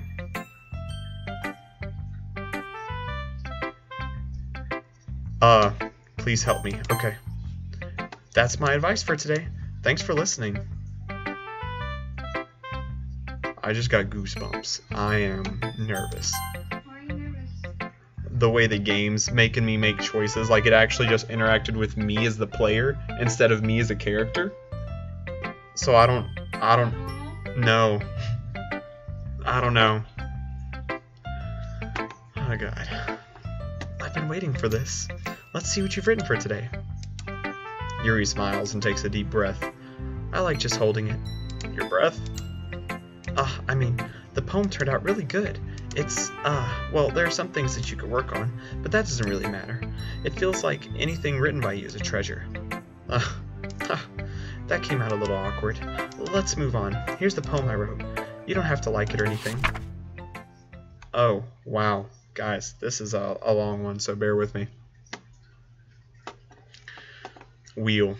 A rotating wheel, turning on axle, grinding, bolt head, linear gearbox, falling sky, 7 holy stakes, a docked ship, a portal to another world, a thin rope tied to a thick rope, a torn harness, parabolic gearbox, expanding universe, time controlled by slipping cogwheels, existence of God, swimming with open water in all directions, drowning, a prayer written in blood, a prayer written in time-devouring snakes with human eyes, a thread connecting all living human eyes, a kaleidoscope of holy stakes, exponential gearbox, a sky of exploding stars, God disapproving the existence of God, or disproving the existence of God, a wheel rotating in 6 dimensions, 40 gears and a ticking clock, a clock that ticks 1 second for every rotation of the planet, a clock that ticks 40 times every time it ticks every second time, a bolt head of holy stakes tied to the existence of a docked ship to another world, a kaleidoscope of blood written in clocks, a time-devouring prayer connecting a sky of 40 gears and open human eyes in all directions, breathing gearbox, breathing bolt head, breathing ship, breathing portal, breathing snakes, breathing God, breathing blood, breathing holy stakes, breathing human eyes, breathing time, breathing prayer, breathing sky, breathing wheel. She better have some kind of explanation for this bullshit, because this is, I don't know.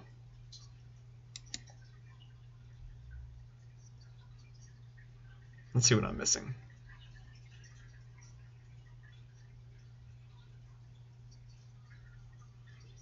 Oh, I really hope that's not a devil incantation, Peyton. Don't put that on me.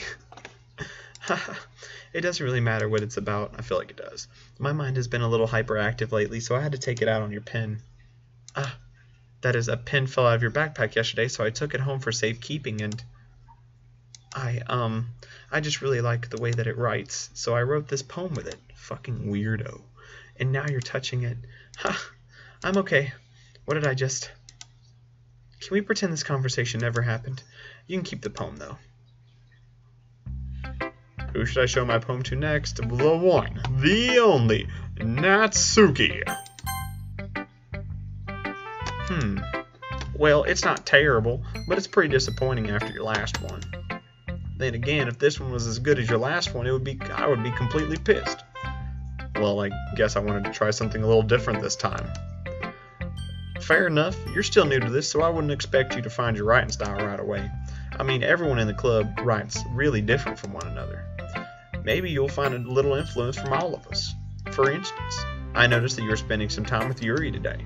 Not that I care who you spend time with.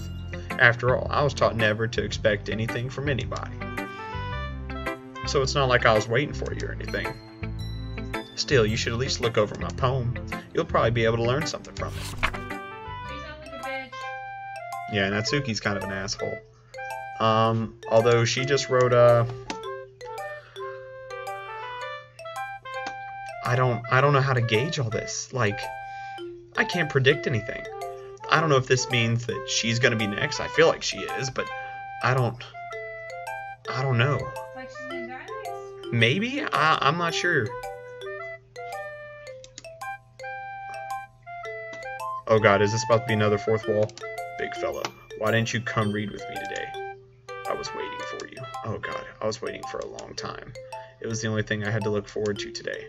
Why did you ruin it? Do you like Yuri more? I think you're better off not associating with her. Are you listening to me? Yuri's a sick freak.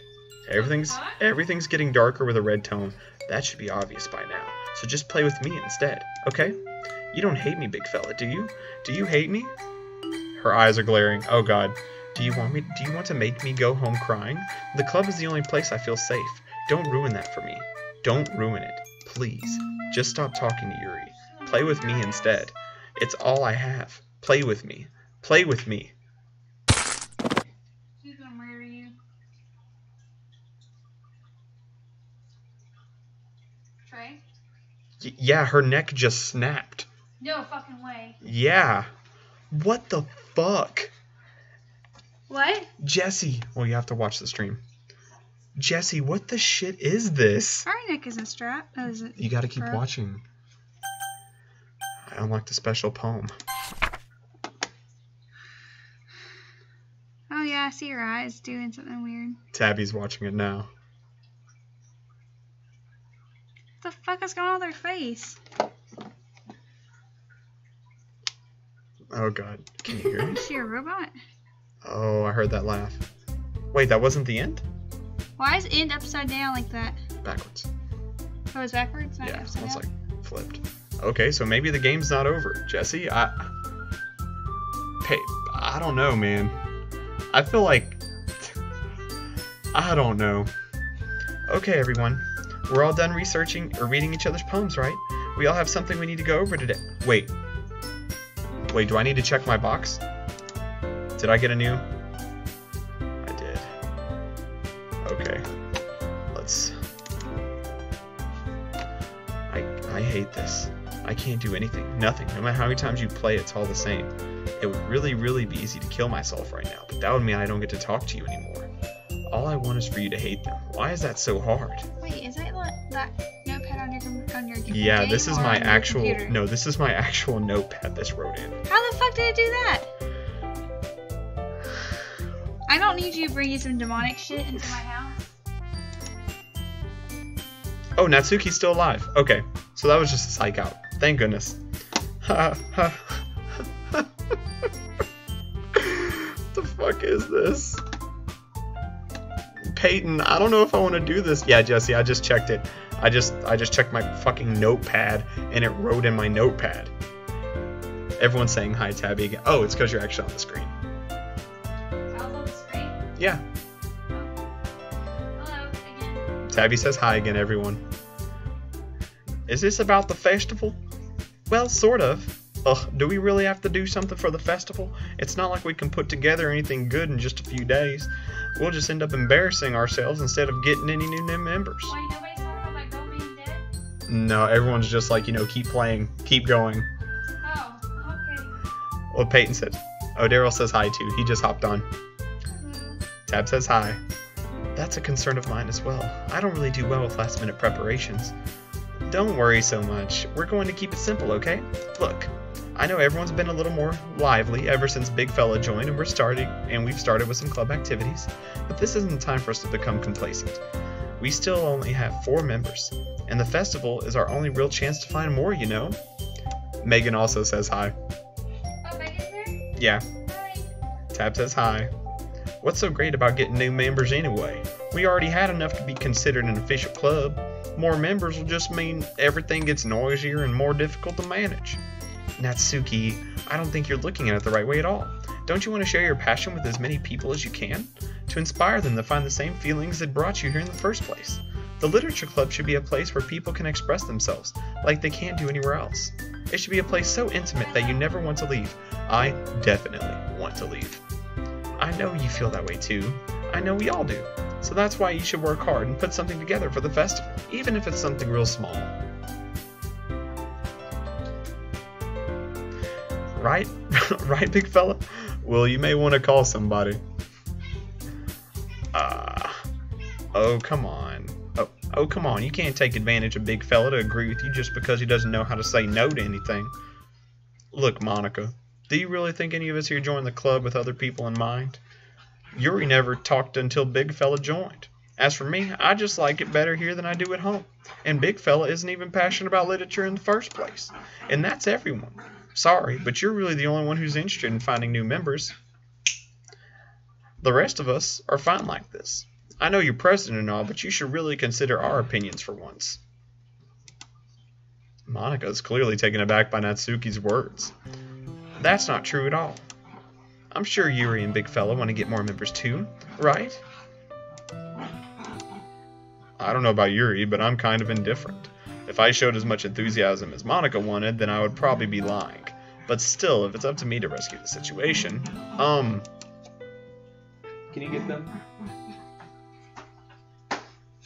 Natsuki's right, isn't he? Isn't she? This club? It's nothing more than a place for a few people to hang out. Why did I think that everyone here saw it the same way as I did? But that doesn't mean we're against getting new members or anything. Big fella, why did you even join this club? Were you hoping to get out of it? Or what were you hoping to get out of it? Oh God, Spencer. Well, that's not really something I could be honest about, is it? In fact, I remember you weren't even given a choice not to join. Monica sits down and stares at her desk. What's the point of all this anyway? What if starting this club was a mistake? Now you've done it, Natsuki. What, me? I just spoke my mind. Is it a crime to be honest? It's not about being honest. It's about word choice. Besides, you have no right to speak for everyone else in this club like that. You don't understand at all. I just want a place that feels nice to hang out with a few friends. Is there a problem with the club being that for me? There aren't many other places like that for me. And now Monica wants to take it away from me. She's not taking anything away. No, big fella. It's not the same. I won't be the same with the direction she wants to take it. If I wanted that, then I could have joined any other stupid club. But this one, I mean, at least for a little bit of time, things were nice. Natsuki starts packing up her things. I'm going home. I feel like I don't belong here right now. Natsuki ignores Yuri and walks right out the classroom. This is bad. I don't know what to do. Well, do you have an opinion on the festival? I don't know. I'm kind of indifferent, I guess. Who cares about that obnoxious brat? I mean, I like how nice and quiet the club is right now, and I'm just happy with you here. But still, I'm the vice president. It's not right for me to ignore my responsibilities like that. Nobody would cry if she killed herself. Holy shit. Okay. I should do my best to consider everyone's perspective and make the decision that's right for the club. But what about you, big fella? What do you want to get out of this club? Yuri repeats the same question as Monica. I decide giving an indirect answer is better than nothing. I think the most important thing is for everyone to get along, and for the club to provide something that you can't get anywhere else. I don't think it's about how many members, but rather the quality of each member. That's what will end up making the literature club a special place. I see. I really agree with you. Each member contributes their own qualities in a special way. With each change in members, the identity of the club as a whole will change too. I don't think that's necessarily a bad thing. Stepping out of your comfort zone once in a while. So if you'd like to help Monica with the festival, then I'm on your side as well. Alright, well maybe we can all talk to Natsuki tomorrow. Oh god, tomorrow is so scary. Yuri nods. Hey Yuri. know things are a little awkward yesterday, but I feel like you deserve to know that I still think you're a wonderful vice president, and also a wonderful friend. Monica, I want to do everything I can to make this the best club ever, okay? Me too. Yeah, let's all go home for today. We'll talk about the festival tomorrow. Okay, I look forward to it. Shall we go, big fella? Please don't take this the wrong way, but I'm going to chat a little bit with big fella before we leave, just to see what he thinks of his time here and all that. It's important to me as president.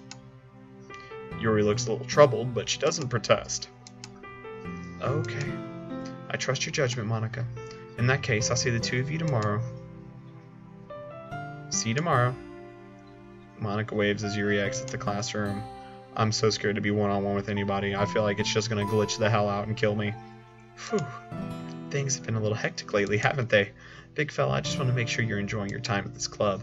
I would really hate to see you unhappy. I feel like I'm responsible for that as president. And I really do care about you, you know? Things are getting staticky. And the music stopped. I don't like seeing the other girls give you a hard time with how mean Natsuki is and everything. And Yuri a little bit, you know. Sometimes it feels like you and I are the only real people here. You know what I mean? Okay. But it's weird because in all the time you've been here, we've hardly gotten to spend any time together. I guess it's technically only been a couple of days. Sorry, I didn't mean to say something weird.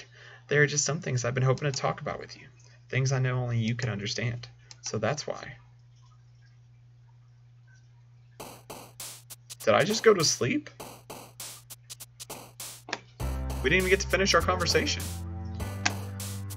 Okay, well, let's go ahead and, wait.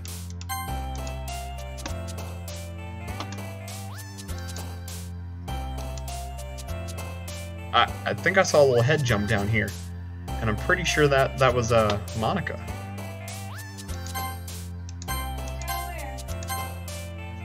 Oh, it's not even adding my numbers together on the screen. Why? How many is that? 1, 2, 3, 4, 5, 6, 7, 8, 9, 10, 11, 12, 13, 14, 15, 16, 17, 18, 19, 20, 21? Oh, I may have miscounted. Oh, the little head jump, Jesse? Is that what you're talking about? Hi, big fella. I've been waiting for you. Are you ready to continue reading? I brought my best tea today. Monica, I told you not to... Ugh. Is she really late again? Inconsiderate as usual, Natsuki. Excuse me? Must you always interrupt my conversations with your incessant yelling? What are you talking about? You say that like I do it on a regular basis or something. I'm pretty sure it's actually been the past 3 days. Oh no, y'all saw me pick fireflies. Damn it, I didn't want that. I didn't want y'all to see that. I was just going through my regular... No, don't do this, guys. No fireflies. It's an accident. I wasn't paying attention, okay? I'm sorry. Seriously, what's gotten into you lately? Look, I did some thinking yesterday. I was a little more hostile than I meant to be. I guess I really felt threatened or something. But I know this is something we're doing together. Another new member wouldn't hurt, as long as they're cool. And I guess another girl would be nice this time. So, Natsuki, nobody cares? Why don't you go look for some coins under the vending machine or something? What? Oh, she actually said that. Oh, wow. Oh, man. I'm last one here again. Were you practicing piano again? Yeah. You must have a lot of determination. Starting this club and still trying to make time for piano. Well, maybe not determination, but I guess passion. It motivates me to work hard for the festival, too. Anyway, big fella, what do you want to do today? I was thinking we already have plans for today. Ah, is that so, Yuri? Yuri is not a good person. I am coming to this conclusion. She is not okay. That's correct. Big fella's already engaged in a novel that we're reading together. Aren't you glad I've already gotten him into literature, Monica? I suppose. I was just... Actually, it doesn't matter. It really doesn't. You guys can do whatever you want. Yes. Thank you for understanding, Monica. Actually, I have a request. Do you mind if I make some tea first? Not at all. Thanks very much. If there's one thing that can make my reading time here any better, it's a nice cup of tea. Not to mention for yourself as well. Oh god. Yuri stands up and makes her way to the closet. I follow and watch as she retrieves a small water pitcher from the shelf, the kind with a filter inside. Can you hold this for a second? Sure. Yuri hands me the water pitcher and also fetches an electric kettle. I'm going to plug this into the teacher's desk and then I'll go get some water. She walks past me and sets the kettle down on the teacher's desk. I simply watch her movements. To my surprise, the way she moves really contrasts her speaking mannerisms, especially because of her long legs. Yuri appears elegant and methodical. Okay, may I have the water pitcher? Thanks, I'll be right back. I might as well walk with you. That's okay. You stay here. It won't take long. Pitcher in hand, Yuri hurries out the classroom.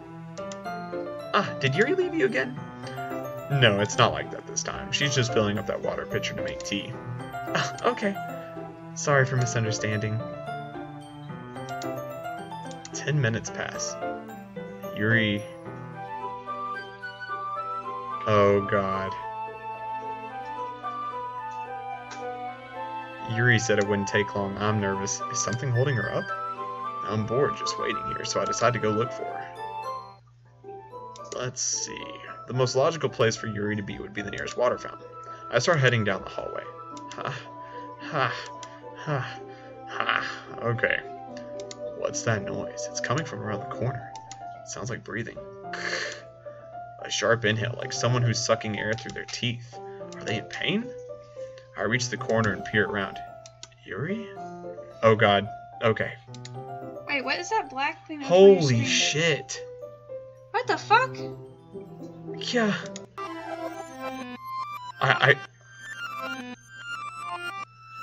Wait, it's all going backwards. It all reversed. You're hurting my shoulder. Sorry. I'm back. Thanks for waiting patiently. Big fella, do you like oolong tea? Oh, whoa, so none of that even happened. At all. So she actually came back with the water. Yeah, anything is fine. Very well. Yuri sets the temperature on the kettle to 200 degrees. God damn. Now it's time to get the teapot. You really do this properly, don't you? Of course.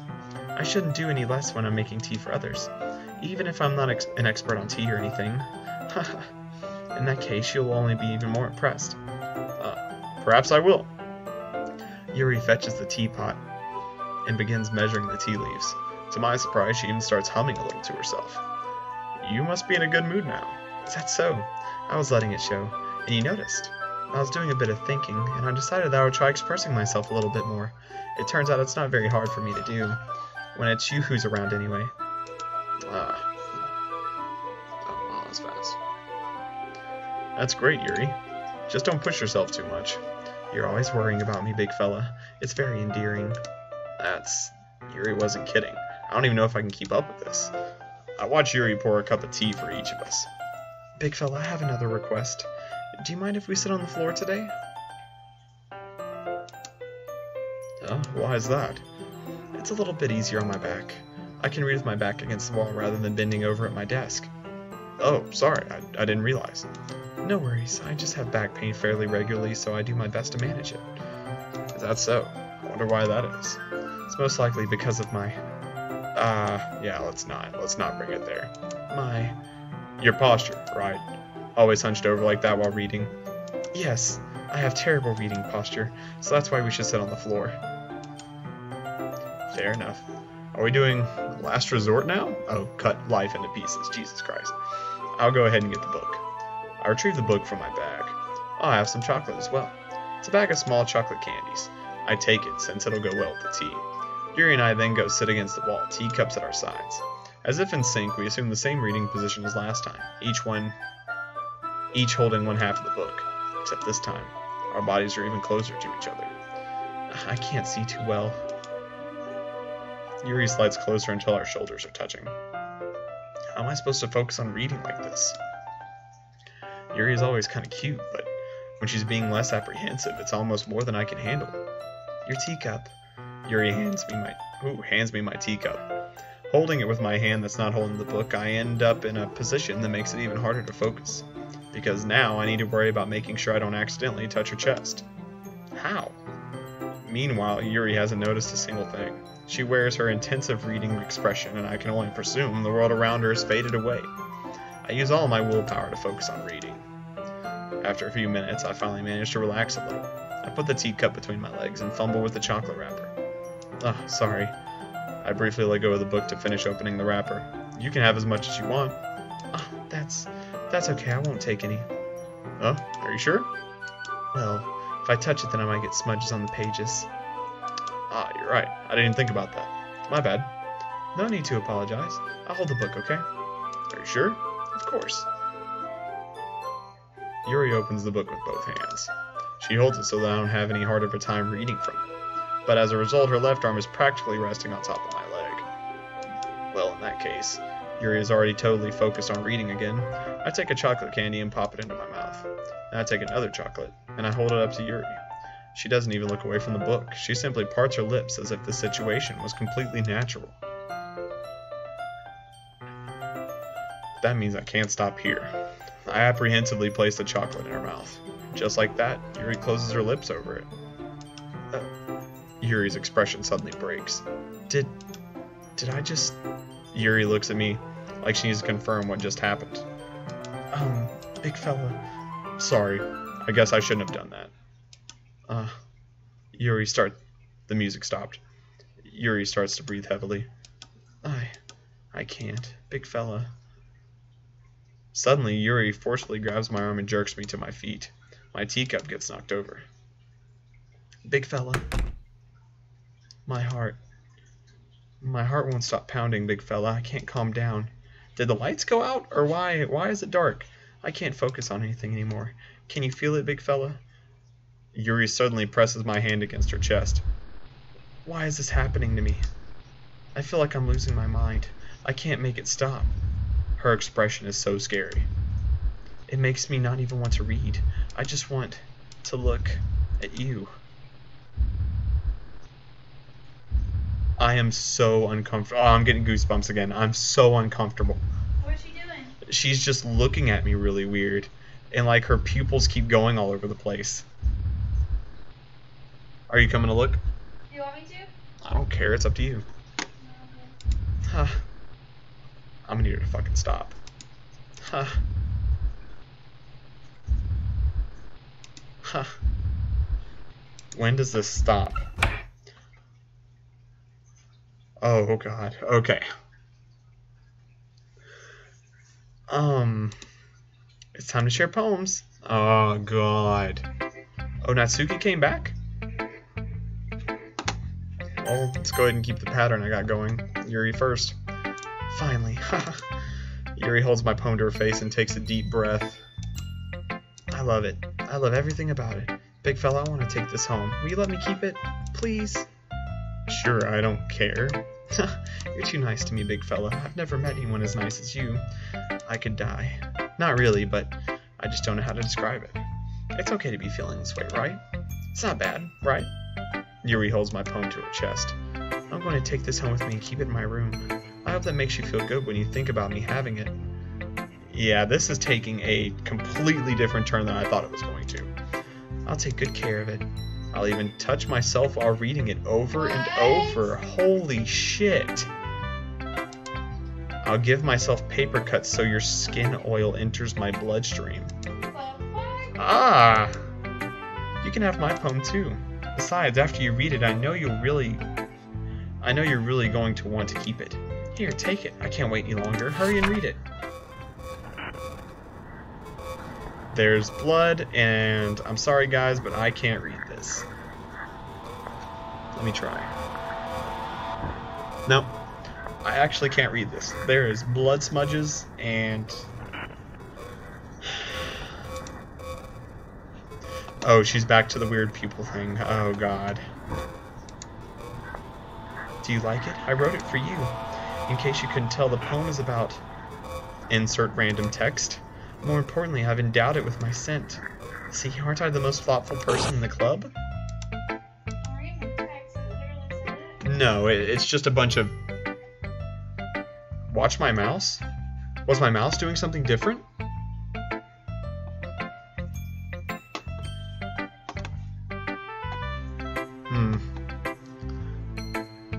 Okay, I think I'm gonna vomit.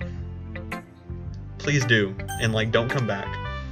Monica, I need to talk to you about Yuri, because this is scary. Big fella, I think you saw something earlier that you weren't supposed to see. I don't want to have to tell you this, but I don't think I have a choice.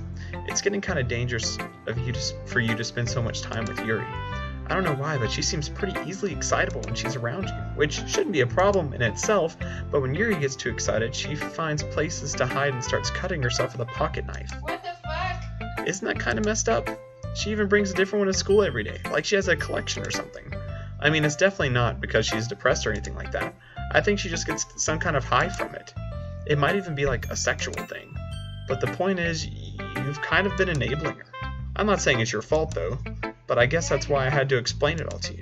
So I think if you keep your distance, that would probably be best for her. While you're at it, why don't you don't be shy to spend more time with me. To put it lightly, I at least have it together in my head, and I know how to treat my club members. Wow, so in this second playthrough, the piss stain? No. Is there a pee stain? Where? Anyway, I guess we won't worry about your poem. Yuri should have at least had the courtesy of letting you finish sharing it before taking it. Well, whatever.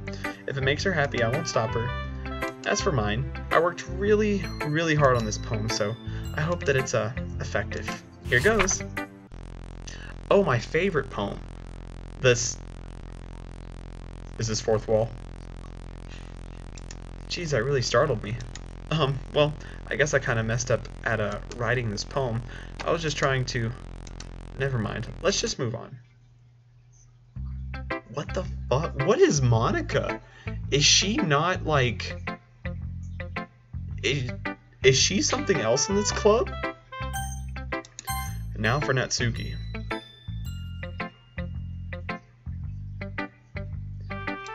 What? You gave your poem to Yuri? Gross. What is with you two? It's not like I wanted to read it anyway. It's just pissing me off a little bit that you didn't even think to show it to me at all. Ugh. Okay, I guess I'm going to share my poem with you anyway. I really hate that I have to do this, but unfortunately, I don't have much of a choice. Just read it carefully, okay? Then you can go away.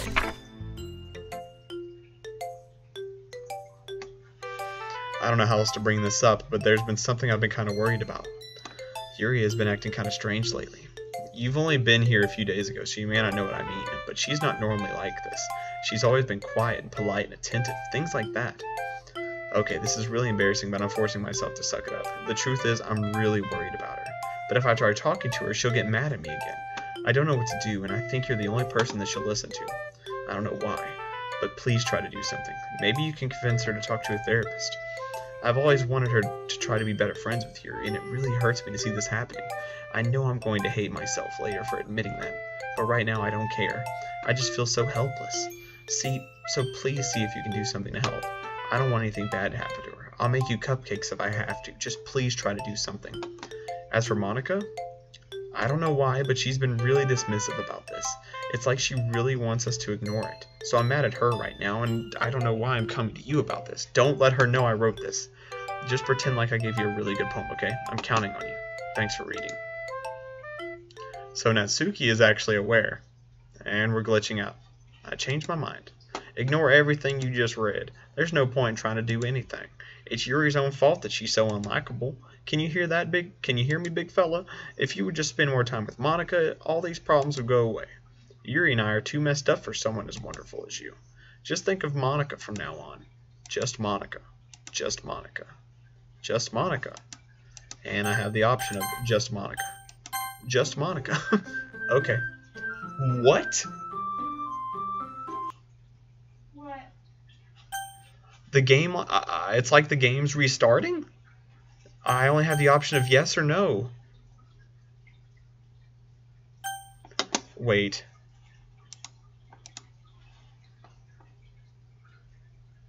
Can you hear me? There's a little devil inside all of us.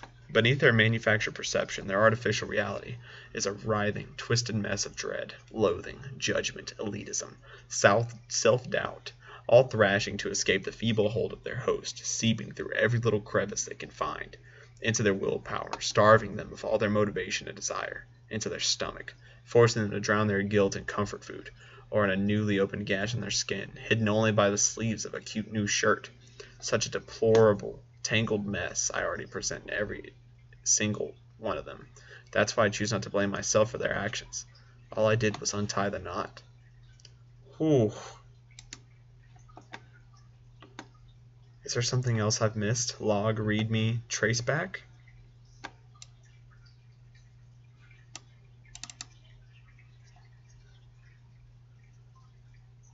Wait.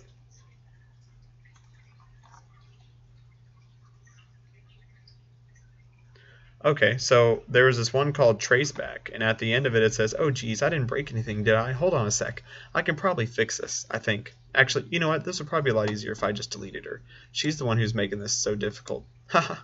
Well, here goes nothing. Actually, what time was this put in? At 7:25? No. All these times are really off to my clock. When did all these get in here? Okay, so back to the game. I'm gonna go with yes. Nothing is real. Noted. Okay, everyone. It's time to figure out the festival preparations. Let's hurry and get this over with. Stagnating air is common foreshadowing that something terrible is about to happen. Oh, damn it. I should have saved. Look, can we just get this done? I'm going to be printing and assembling all the poetry pamphlets. Natsuki, you can make cupcakes. I know you're at least good at that. Yuri, you can... Well, it doesn't matter. Do whatever you want as long as you think it'll help. Monica, I'm not useless, you know. I know that. I already know what I like to do. We can't run a successful poetry event without having the right atmosphere for the occasion, so I'm going to make decorations and set up nice mood lighting. There, see? That's a great idea, and that gives us all something to do. What about Big Fella? Big Fella is going to help me. Wait, you? You have the easiest job, Monica. Sorry, but that's just how it is. Like hell it is. What are you trying to pull? I agree with Natsuki. Not only is your work already most suitable for one person, but my task is laborious enough to benefit from an extra pair of hands. Mine too. What, your cupcakes? Please. Like you would fucking know. Wow. All you care about is dragging big fellas around with you and your stupid books. You and Monica.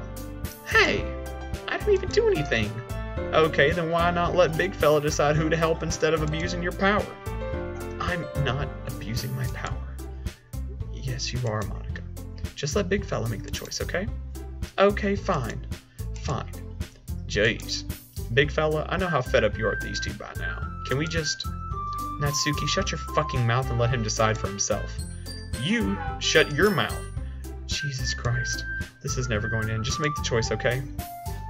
Wow, okay. So... help Natsuki with the cupcakes, Monica with the pamphlets, or Yuri with her thing. But like the thing is, I feel like either way this goes, like Yuri's still gonna be tripping. Like it's not gonna be good.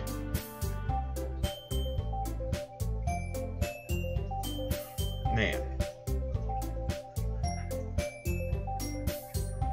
Well, you know what? It's a good thing I made two saves, because we're gonna go ahead and do Yuri. What the hell?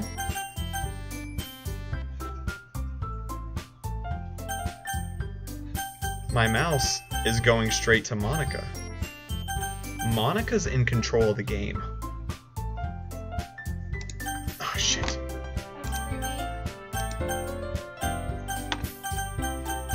Hang on. Okay. There we go. I clicked on Yuri. Oh, Monica is the only option. Yay, you picked me. We can meet at your house this weekend. I promise it'll be fun. Is Sunday okay with you? Are you fucking kidding me? This isn't fair at all. It is fair, Natsuki. It's what he chose. No, it's not fair. Giving us all this work and then taking Big Fella for yourself, what a shameful thing to do. Yuri, I didn't even give you any work. You decided it for yourself. You're being a little unreasonable here. I'm being unreasonable? She's going crazy. Her eyes are crazy. Monica, I can't believe how delusional and self-important you are, pulling Big Fella away from me every single time you're not included in something. Are you jealous? Crazy?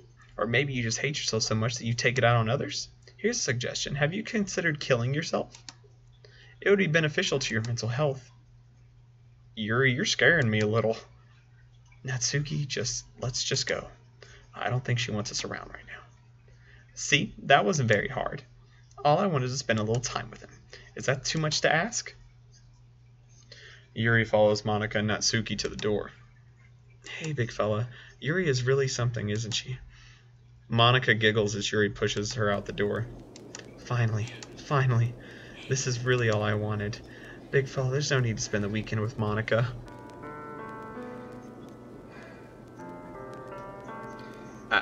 Okay. You can spell all those. Or I tried to pick Yuri, but it wouldn't let me, and once I did, it picked her eyes, and then just the words Monica showed up, so I didn't actually have a choice. I don't know. Big fella, there's no need to spend the weekend with Monica. Don't listen to her. Just come to my house instead. The whole day with just the two of us. Doesn't that sound wonderful? Wow, there's really something wrong with me, isn't there? But you know what? I don't care anymore. I've never felt this good in my whole life. Just being with you is a far greater pleasure than anything I can imagine. I'm addicted to you. It feels like I'm gonna die if I'm not breathing the same air as you. Doesn't it feel nice to have someone care about you so much? To have someone who wants to revolve their entire life around you? I am not into this. But if it feels so good, then why does it feel more and more like something horrible is gonna happen? I wish I fucking knew. Maybe that's why I tried stopping myself at first. But the feeling is too strong now. I don't care anymore, big fella. I have to tell you, I'm madly in love with you. No, yeah, dude, this is spooky. It feels like every inch of my body, every drop of my blood in me is screaming your name. I don't care what the consequences are anymore. I don't care if Monica is listening. Please, big fella, just know how much I love you. I love you so much that I even touched myself with the pen I stole from you. Wow, Spencer, you were right. She was diddling with the pen. I just wanted to pull your skin open and crawl inside of you. I want you all to myself. And I will be only yours. Doesn't that sound perfect? Negative. That does not sound perfect. Tell me, big fella. Tell me you want to be my lover. Do you accept my confession?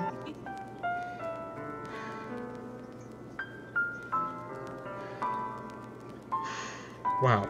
So if I say yes, maybe that'll get me to do the help I need with her? Or if I say no, she may kill herself. I don't... Okay. I'm gonna have to say no. Okay. We're going with no.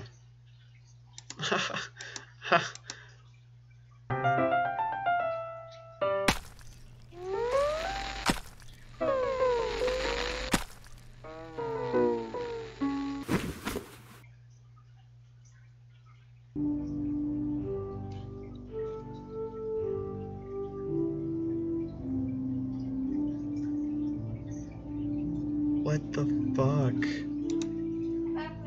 She just killed herself because I said no. Like, she just stabbed herself to death. Did you hang out with her? Because I didn't accept her confession of love. Alright, that was Monica? Yeah. I can't read any of the text. Wait a minute. Is this something getting added? Have a nice weekend. Yep. Hey! Everything else is gone.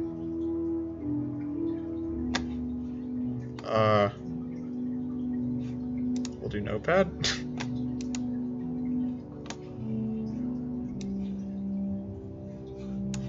Okay. I got nothing there. Log, readme, traceback, DDLC. Okay. So...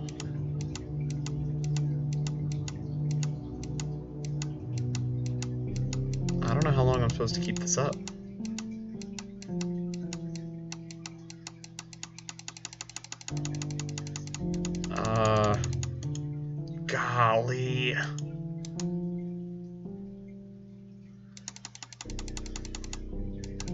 The music's really haunting.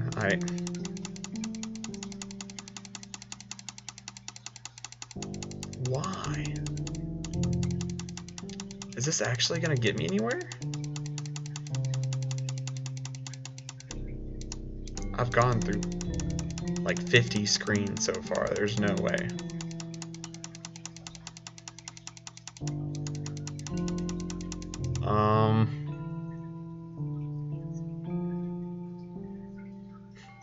Alright, see you later, Daryl.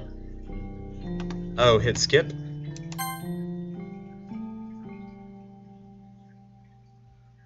Thanks, Jesse. Oh, everything turned orange. Everything turned blue. Oh. This is a day cycle thing.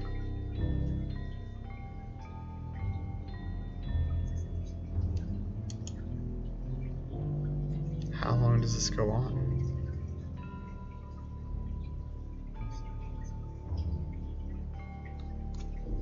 Okay, so day 2.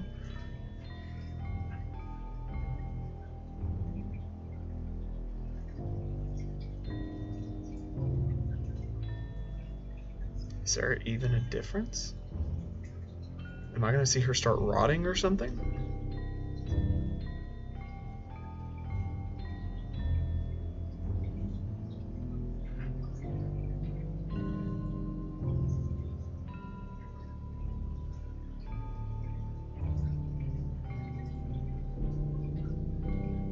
Okay, I stopped counting days.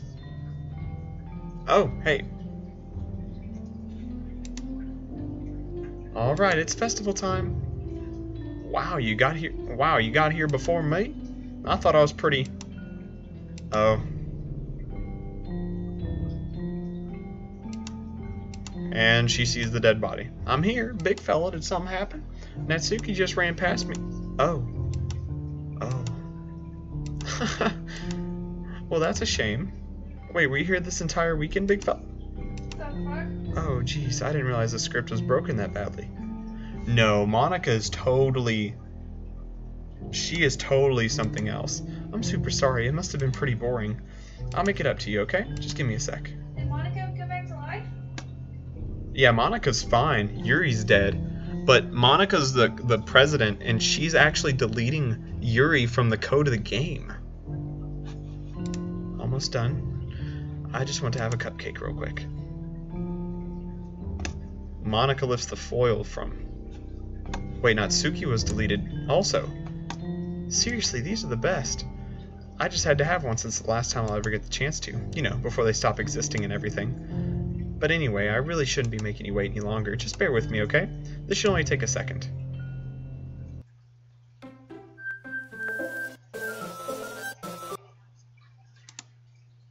Can you hear me? Is it working? What the fuck is this? Yay, there you are.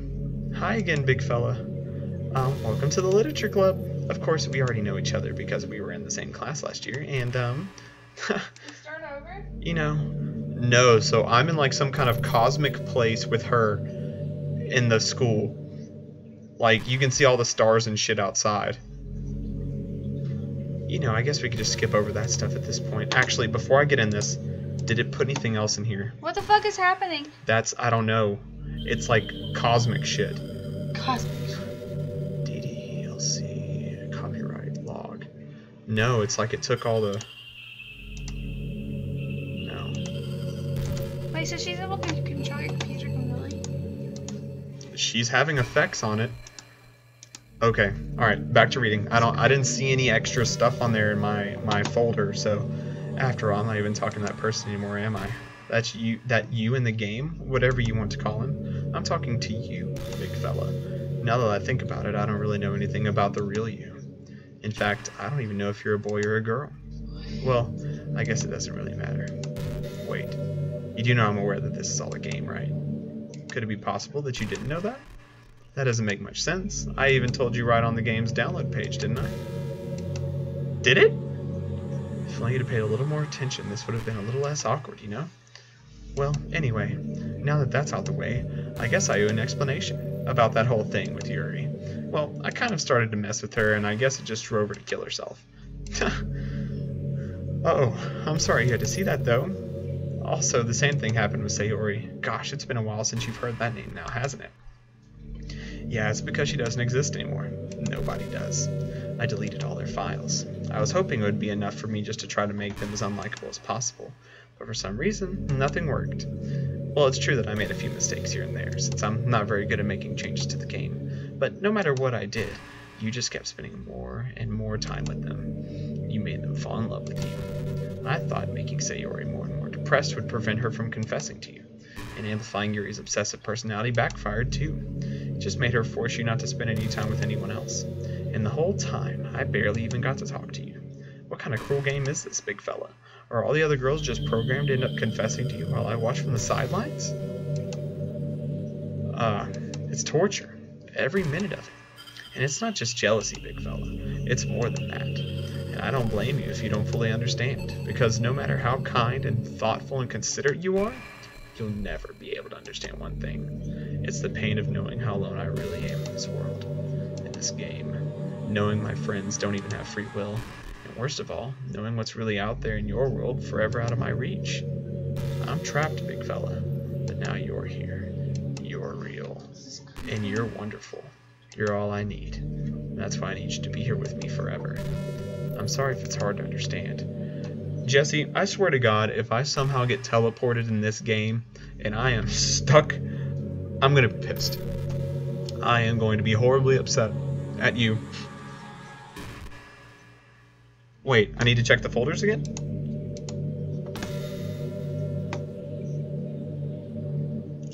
Characters. Oh, she actually did delete the characters. It's just Monica.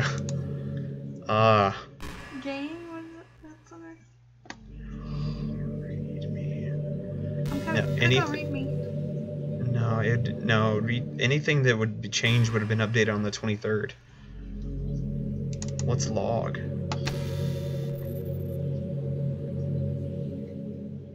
Anything changing here?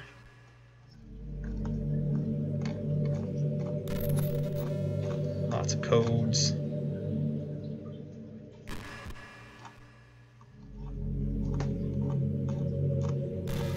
Tons of codes.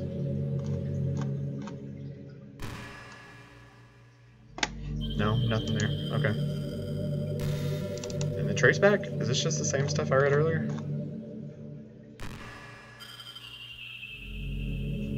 Oh yeah, same stuff.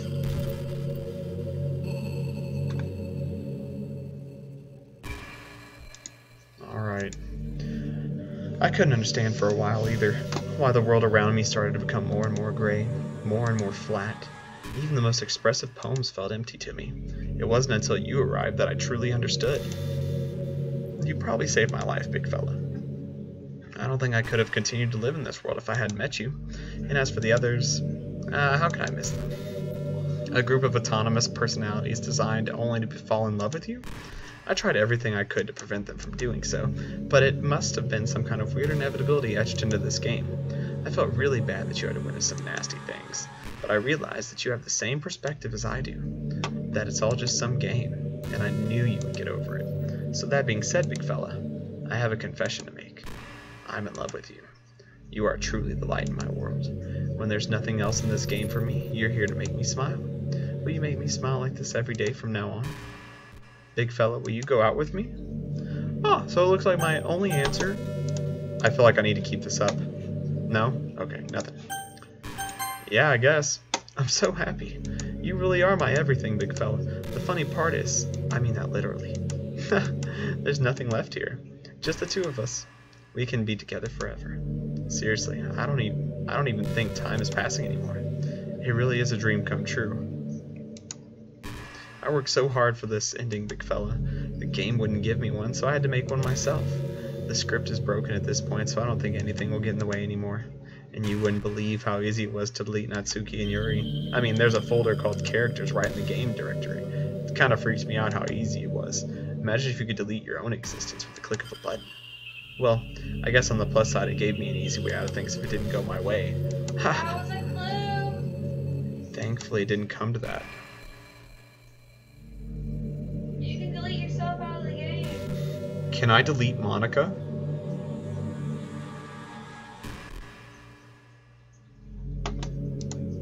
Try to delete yourself out of the game. I can't. I'm still a character. She said you can delete yourself.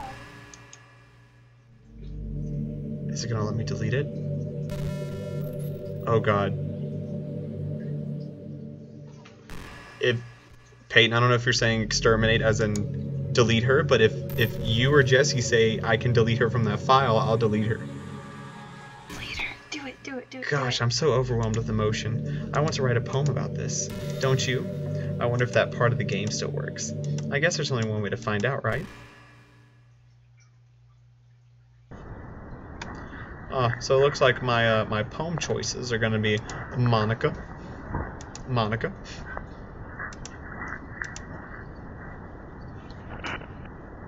Oh, I was trying to find all the right spellings of Monica, but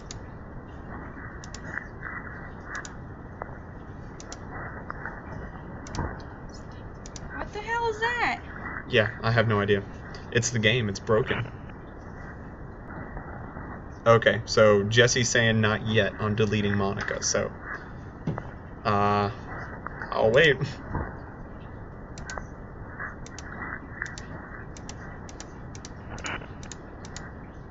There we go. Hi again, big fella. Did you write a good poem today? Don't be shy. I'd love to see what you wrote. Oh, big fella, did you write this poem for me? That's so sweet of you. There really is no end to your thoughtfulness. I'm just falling more and more in love with you. But you know, the poem I wrote is also for you. Will you please read it? Happy end. Pen in hand, I find my strength, the courage endowed upon me by my one and only love. Together, let us dismantle this crumbling world and write a novel of our own fantasies. With a flick of her pen, the lost finds her way. In a world of infinite choices, behold this special day. After all, not all good times come to an end. I hope you enjoyed it. I always put my heart into the poems that I write. The truth is, all the poems I've written have been about my realization, or about you. That's why I never really wanted to go into detail about them. I didn't want to break the fourth wall, I guess you could call it. I just assumed it would be best for the part of the game like everyone else. Like, that would help the two of us end up getting it together. I didn't want to ruin the game or anything, you know? You might have gotten mad at me. Maybe even deleted my character file if you preferred playing without me. Gosh, I'm so relieved. Was that my cue? That was your cue. I want to see what happens. I'm scared too. Do it. No, Do it. Mm-mm. Come on, do it. No, I'm not doing it. Not until Jesse or Peyton say delete her. Because they know what's going on. Like, they know how to play the game. Are you ready to spend our eternity together, big fella? No. I have so many things to talk to you about. Where do I start? Hold on a second. You're recording this, aren't you? What the fuck? What does she mean you're recording this?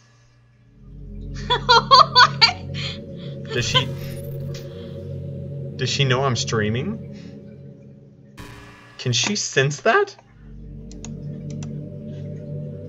Oh god. Sorry, I can't exactly read your comments from here, but do you mind telling your friends it's all a little bit rude for them to start recording me without any of my warning? I'm sure some people don't mind, but I get really self-conscious on camera. Well, I don't know if she's hacking my shit and hacking y'all's shit, but y'all better not be recording. I don't know. She gets really self-conscious on camera. Oh gosh, I feel like I'm being put on the spot now. Let's see. Now everyone's saying hi, Monica. Let's see. Do you want to see a trick? I can't really do much except for a couple of things. Are you ready? I'm really creeped out. Oh shit, I'm really scared. What's she doing? I'm just kidding. Holy shit. Okay. God, I was so scared. I can't do anything after all. If you gave me some time... What'd she just do? She just jump scared me? Did I scare you? Ha, you're so cute. Anyway, big fella, I didn't mean to get distracted. I'm sorry, even though it's your fault for distracting me. Shame on you. Dude, one of you need to fucking give me the go on deleting her. Cause she needs to die. I'm just kidding. Anything we do together is fun as long as it's with you. But anyway, if it takes me some time to collect my thoughts, then I'm sorry.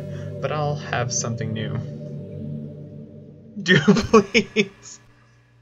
Please let me kill her. But I always have something new to talk about. In the meantime, we can just look in each other's eyes. Let's see.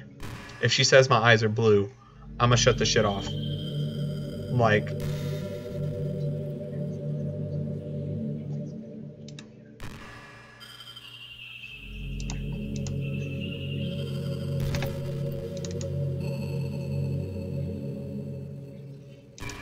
Close the game?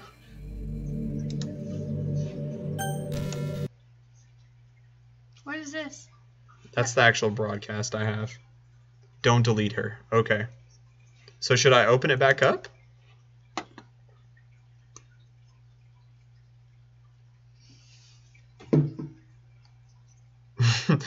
Spencer said if she starts saying our names, I swear to God.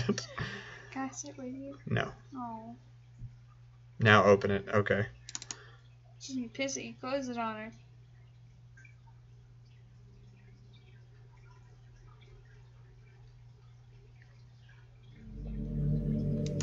She's still here. Oh God. What just happened? Does that not usually go like that? No. It only opens up to a menu with all the people in it. I just had an awful dream. I was hoping those would stop, now that it's just the two of us. I guess that's just wishful thinking. Big fella, I don't know if you'd have any idea, but if you know what might be causing that, could you try to do something about it? Whenever it happens, I almost feel like I've been killed or something. It's a really horrible feeling. If you could figure out what's causing that, I'll love you forever. Okay, so I'm gonna go ahead and close it again. Open it back up. You're back. I had another really bad dream. You're not the one Oh God, she knows. Okay. You're not the one doing that to me, are you? It seems to happen whenever you quit the game, so if you could try to avoid doing that, I would be really grateful. Don't worry, I don't think it's caused me any harm aside from mental scarring. I'll be fine as long as my character file stays intact. Now it's up to me? Alright, so I'm gonna close it one more time. Reopen it.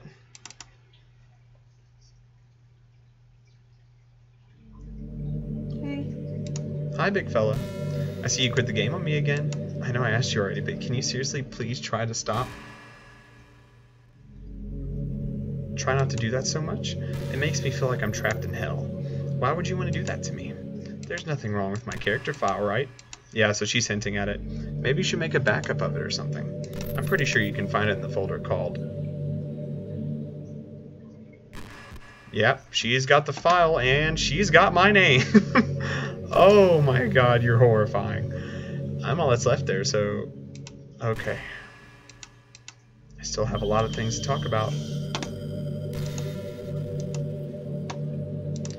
Alright. This is it. This is it. Delete. Alright. No. Oh, here we go. Your boy did it.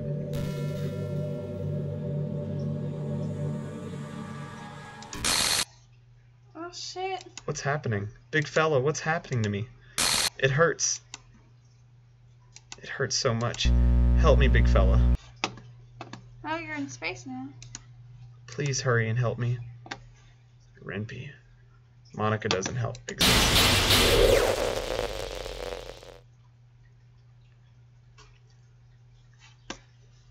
Oh God, while that's going on. Nothing. Okay. Did you delete me?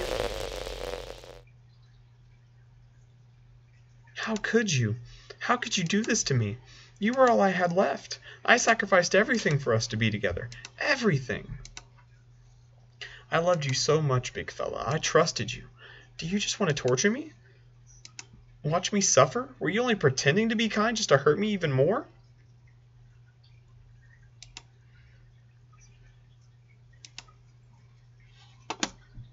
I never thought anyone could be as horrible as you are. You win, okay? You win. You killed everyone. I hope you're happy. There's nothing left now. You can stop playing. Go find some other people to torture. Big fella. You completely, truly make me sick. Goodbye.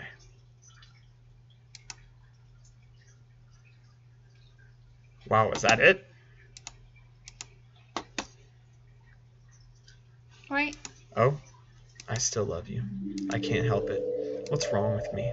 How horrible am I for you to hate me this much? All my friends. I did so many awful things, so many selfish and disgusting things. I shouldn't have done any of this. I'm just messing up a world that I don't even belong in. A world that you wanted to be a part of. I ruined it. I ruined everything. Maybe that's why you deleted me. Because I destroyed everything that you wanted. How could I do that to someone I love? That's not love. That's... Oh God. I've made up my mind. Big fella. I know I said that I deleted everyone else, but that was kind of an exaggeration. I couldn't find it in myself to do it. Even though I knew they weren't real, they were still my friends, and I loved them all. I loved the literature club. I really did love the literature club. That's why I'm going to do this. I know it's the only way for everyone to be happy. And if I really love you... I'm scared. Me too. Then... Oh. Then what? That was too fast. I know. It was supposed to do that. Wait, what's happening? It's going back to the main menu. Natsuki Sayori. Okay. So you just start a game all over again? Yeah. Can I load? No. All my old files are gone. She is now woken. Jesse, man, what's going on? I guess I start a new day or a new game? It's an ordinary school day, like any other. As usual, I'm surrounded by couples and friend groups walking to school together. I always tell myself it's time I meet some girls or something like that. Hey, big fella. Well, there already is one girl. And that girl is Sayori, my neighbor and good friend since we were children. We used to walk to school together every day, and recently we picked up that habit once again. Big fella, are you proud of me? For what? You know, for waking up on time. Well, you've been doing that for a while now. Uh-huh. But you never said anything about it, even though we walked to school together every day. Well, yeah, I always thought it was implied. It's embarrassing to say out loud. Come on, please, it's good motivation. Fine, fine. I'm proud of you, Sayori. We cross the street together and make our way to school. As we draw near, the streets become increasingly speckled with other students making their daily commune. By the way, big fella, have you decided on a club to join yet? Let me tell you which club not to join. A club? I told you, I'm really not. I started to say what I always do, that I'm not interested in joining any clubs. But something tells me Sayori would take more offense to that now. After all, how could I tell her that clubs are a waste of time, when she's starting a club of her very own? Ah, so Sayori is the president now. Actually, yeah, I think I've decided on the club. Really? Which one? Tell me. I think I'll keep it a surprise. Boo, you meanie. Be patient, you'll find out soon enough. I used to ask myself why I let myself get lectured by such a carefree girl, but I started to realize that, in a way, I envy her. When Sayori puts her mind to something, she can accomplish great things, so that's why I feel like I should do something special for her. The school day is as ordinary as ever, and it's over before I know it. After I pack up my things, I stand up, gathering my motivation. Let's see. I recall the room number of the club from a flyer I saw. I walk across the school and upstairs, a section of the school I rarely visit, being generally used for third-year classes and activities. Before long, I find the room. I timidly open the door in front of me. Hello? Big fella? What are you doing here? Well, I glance around the room. Huh, so you're the big fella that Sayori's always talking about. Thank you for stopping by. It's a pleasure to meet you, big fella. We're the literature club. I hope you enjoy your visit. Come on, Yuri. No need to be so formal. He's gonna think we're really strict or something. Sorry, Natsuki. The tall one, whose name is apparently Yuri, seems to be quite shy compared to the others. In comparison, the girl named Natsuki, despite her size, seems like the assertive one. Well, it's nice to meet both of you. I look forward to working with you. Well, working? Big fella, don't tell me you're... That's right. The club I decided to join is yours, Sayori. The Literature Club. Sayori's eyes light up. No way. No way. Sayori wraps her arms around me, jumping up and down. Hey. Well, if Sayori is happy, then I'm sure it won't be so bad to have you around. Not to mention there's 4 of us now. That means we can become an officially recognized club. I don't know what to say. We have to celebrate. Oh, what an appropriate day for that, isn't it? Yeah. After all, Natsuki decided to... Hey, don't ruin the surprise. I'm sorry. Everyone sit down at the table, okay? How about I make some tea as well? The girls have a few desks arranged to form a table. Yeah, well, it's looking like we go at it again, I guess. Natsuki and Yuri walk over to the corner of the room where Natsuki grabs a wrapped tray and Yuri opens the closet. Still feeling awkward, I grab a seat next to Sayori. Natsuki proudly marches back to the table, tray in hand. Okay, are you ready? Ta-da! Whoa! Natsuki lifts the foil off the tray to reveal a dozen white, fluffy cupcakes decorated to look like little cats. The whiskers are drawn with icing. Little pieces of chocolate are used to make ears. So cute! Wow, those look amazing. Well, you know, just hurry and take one.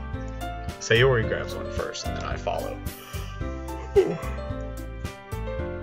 It's delicious. Sayori talks with her mouth full and has already managed to get icing on her face. I turn the cupcake around my fingers, looking for the best angle to take a bite. Natsuki is quiet. I can't help but notice her sneaking glances in my direction. Is she waiting for me to take a bite? I finally bite down. The icing is sweet and full of flavor. I wonder if she made it herself. This is really good. Thank you, Natsuki. Well, of course it is. I'm a pro after all. There's no need to thank me or anything. As Natsuki struggles to accept the compliment, Yuri returns to the table carrying a tea set. She carefully places a teacup in front of each of us before setting down the teapot next to the cupcake tray. You keep a whole tea set in the classroom? So I'm officially still not done? Oh my god. Don't worry, the teachers gave us permission. After all, doesn't a hot cup of tea help you enjoy a good book?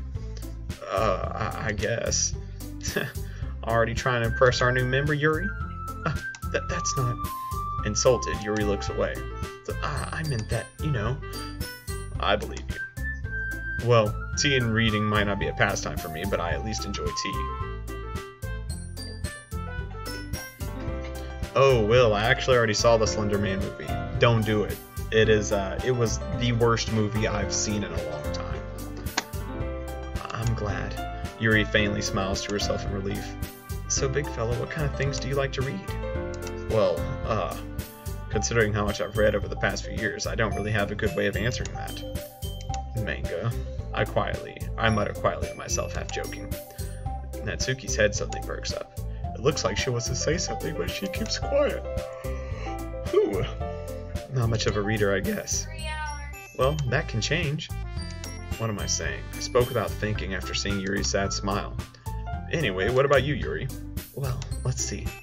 Yuri traces the rim of her teacup with her finger. My favorites are usually novels that build deep and complex fantasy worlds. The level of creativity and craftsmanship behind them is amazing to me, and telling a good story in such a foreign world is a quality equally impressive. Yuri goes on, clearly passionate about her reading. She seemed so reserved and timid since the moment I walked in, but it's obvious by the way her eyes light up that she finds comfort in the world of books, not people. But you know, I like a lot of things. Don't feel intimidated if you don't read much, okay?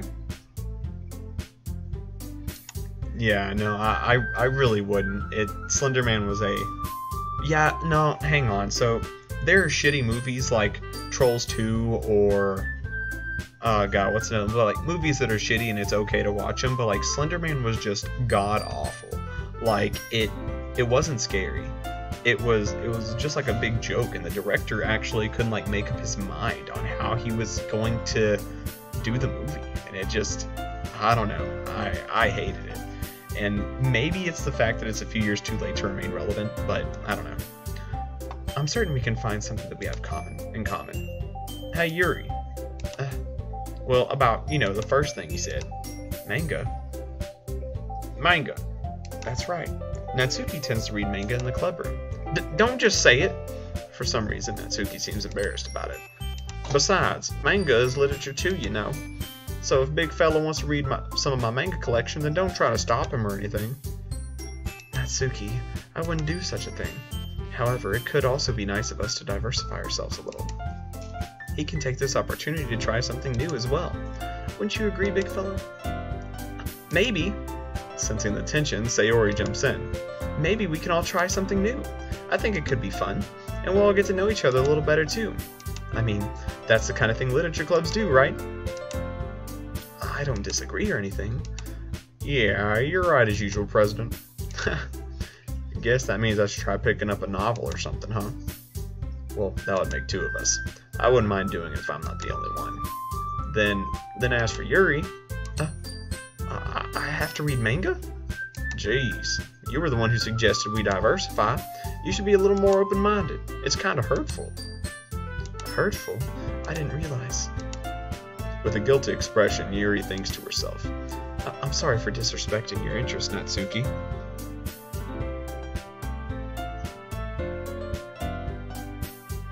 There's gonna be a sequel?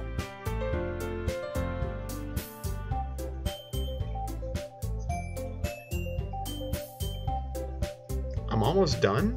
I'm sorry for disrespecting your interest, Natsuki. If you're into it, then I'm sure it's a worthy form of literature. Are you just saying that? No, I've realized my error. So if you're willing to consider starting a novel, then I'll offer my gratitude by finding a manga to read as well. Really? I mean, it makes me happy that you do that for me, Yuri. You can trust me to find something that you'll really like, okay? Same here. Perhaps I'll visit the bookstore after the club meeting. Just you? Would you like to come along with me? If you don't mind. Not at all. I always go alone, so... Yeah, me too. This is so cute! Sayori, shut up. I'll show you some manga there too, okay? Yes, I look forward to it. Natsuki and Yuri start to clean up the food. I guess the meeting's over, huh? Yeah, looks like it. It's nice to see everyone getting along. Isn't it? I think everyone likes you too, big fella. You think so? Well, everyone seems to get along a little better with you around, Sayori. Oh, big fella. Don't say something like that, it's embarrassing. Oh, whatever. I was surprised when you told me you were starting a club, but I think you're pulling it off just fine. We're gonna make this the best club ever. Now that you joined, every day is gonna be so much fun. Hey, big fella, I really want to thank you. I mean, I'm really happy that you joined the club and everything. But the truth is, I already knew you were going to. There's actually something else. I wanted to thank you. What? The girl now just said, I want to thank you for getting rid of Monica. What? Yeah, so she knows. That's right. I know everything that she did. Maybe it's because I'm the president now. But I really know everything, big fella. I know how hard you try to make everyone happy. I know all about the awful things that Monica did to make everyone really sad. But none of that matters anymore. It's just us now. And you made me the happiest girl in the world. I can't wait to spend every day like this. With you. Forever and ever. F-O-R-E-V-E. No. Huh? What's happening? I won't let you hurt him. Who? It hurts. Who is fighting? What is this fight? I'm sorry. I was wrong. There's no happiness here after all. Goodbye, Sayori. Goodbye, big fella. Goodbye, literature club.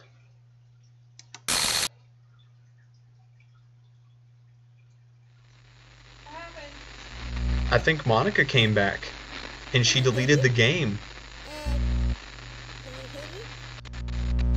Can you hear me? Why? Because it had out there? Wait, Hi, it's me. What is happening? there's a voice. So, you know how I've been, practicing piano and stuff? And not really any good at it yet, at all. but I wrote you a song, and I was kind of hoping that I could show it to you, because I worked really, really hard on it. So, yeah.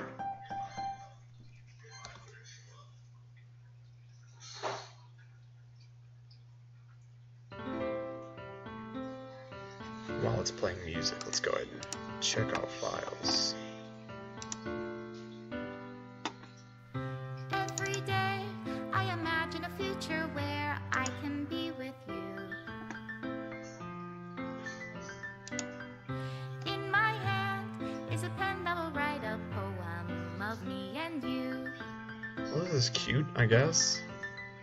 Not that it's killing everyone, though. Down into a dark puddle. Just move your hand right the way into his heart. But in this world of infinite choices, what will it take just to find that special day? What will it take just to find that special day?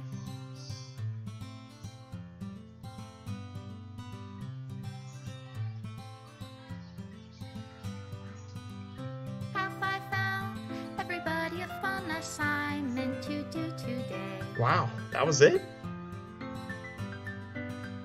When you're here, Oh. everything that we do is Everyone's fun gonna get deleted now? anyway. When I can't I'm actually prompted to, or feelings, I guess motivated to watch the credits. when a smile says it all. And if this world won't write me an ending, what will it take just for me to have it all?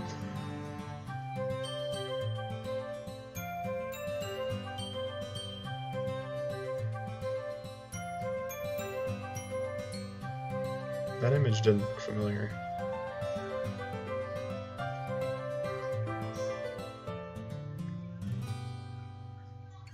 Does my pen only write bitter words for those who are dear to me? Is it love if I take you, or is it love if I set you free? What is she doing right there? I didn't really do Sayori's sequence, so. The ink flows down into a dark puddle. How can I write love into reality? If I can't hear the sound of your heartbeat, what Special do you thanks, call Monica and Big love Fella, in that's your funny. reality? And in your reality, if I don't know how to love you, Menu, I'll script. leave you be.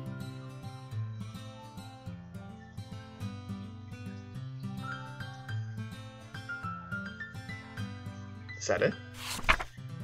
This is my final goodbye to the Literature Club. I finally understand. The Literature Club is truly a place where no happiness can be found. To the very end, it continued to expose innocent minds to a horrific reality, a reality that our world is not designed to comprehend. I can't let any of my friends undergo that same hellish epiphany. For the time it lasted, I wanted to thank you for making all of my dreams come true, for being a friend to all the club members, and most of all, thank you for being a part of my Literature Club. With everlasting love, Monica.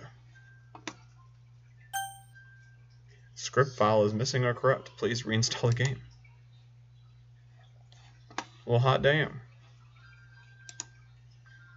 Well, enjoy the OBS, I guess.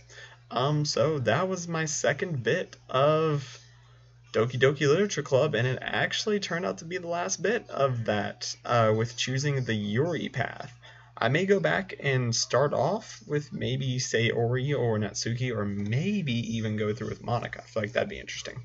But I want to thank everyone for coming by and enjoying all 50 copies of me right here. But alright, talk to y'all later. Thanks for tuning in. Make sure, if you'd like to stay updated next time I go live for a stream, just go ahead and hit subscribe. Let me know what you think in the comments, and I can try to adapt and improve as we go. Alright, good night, y'all.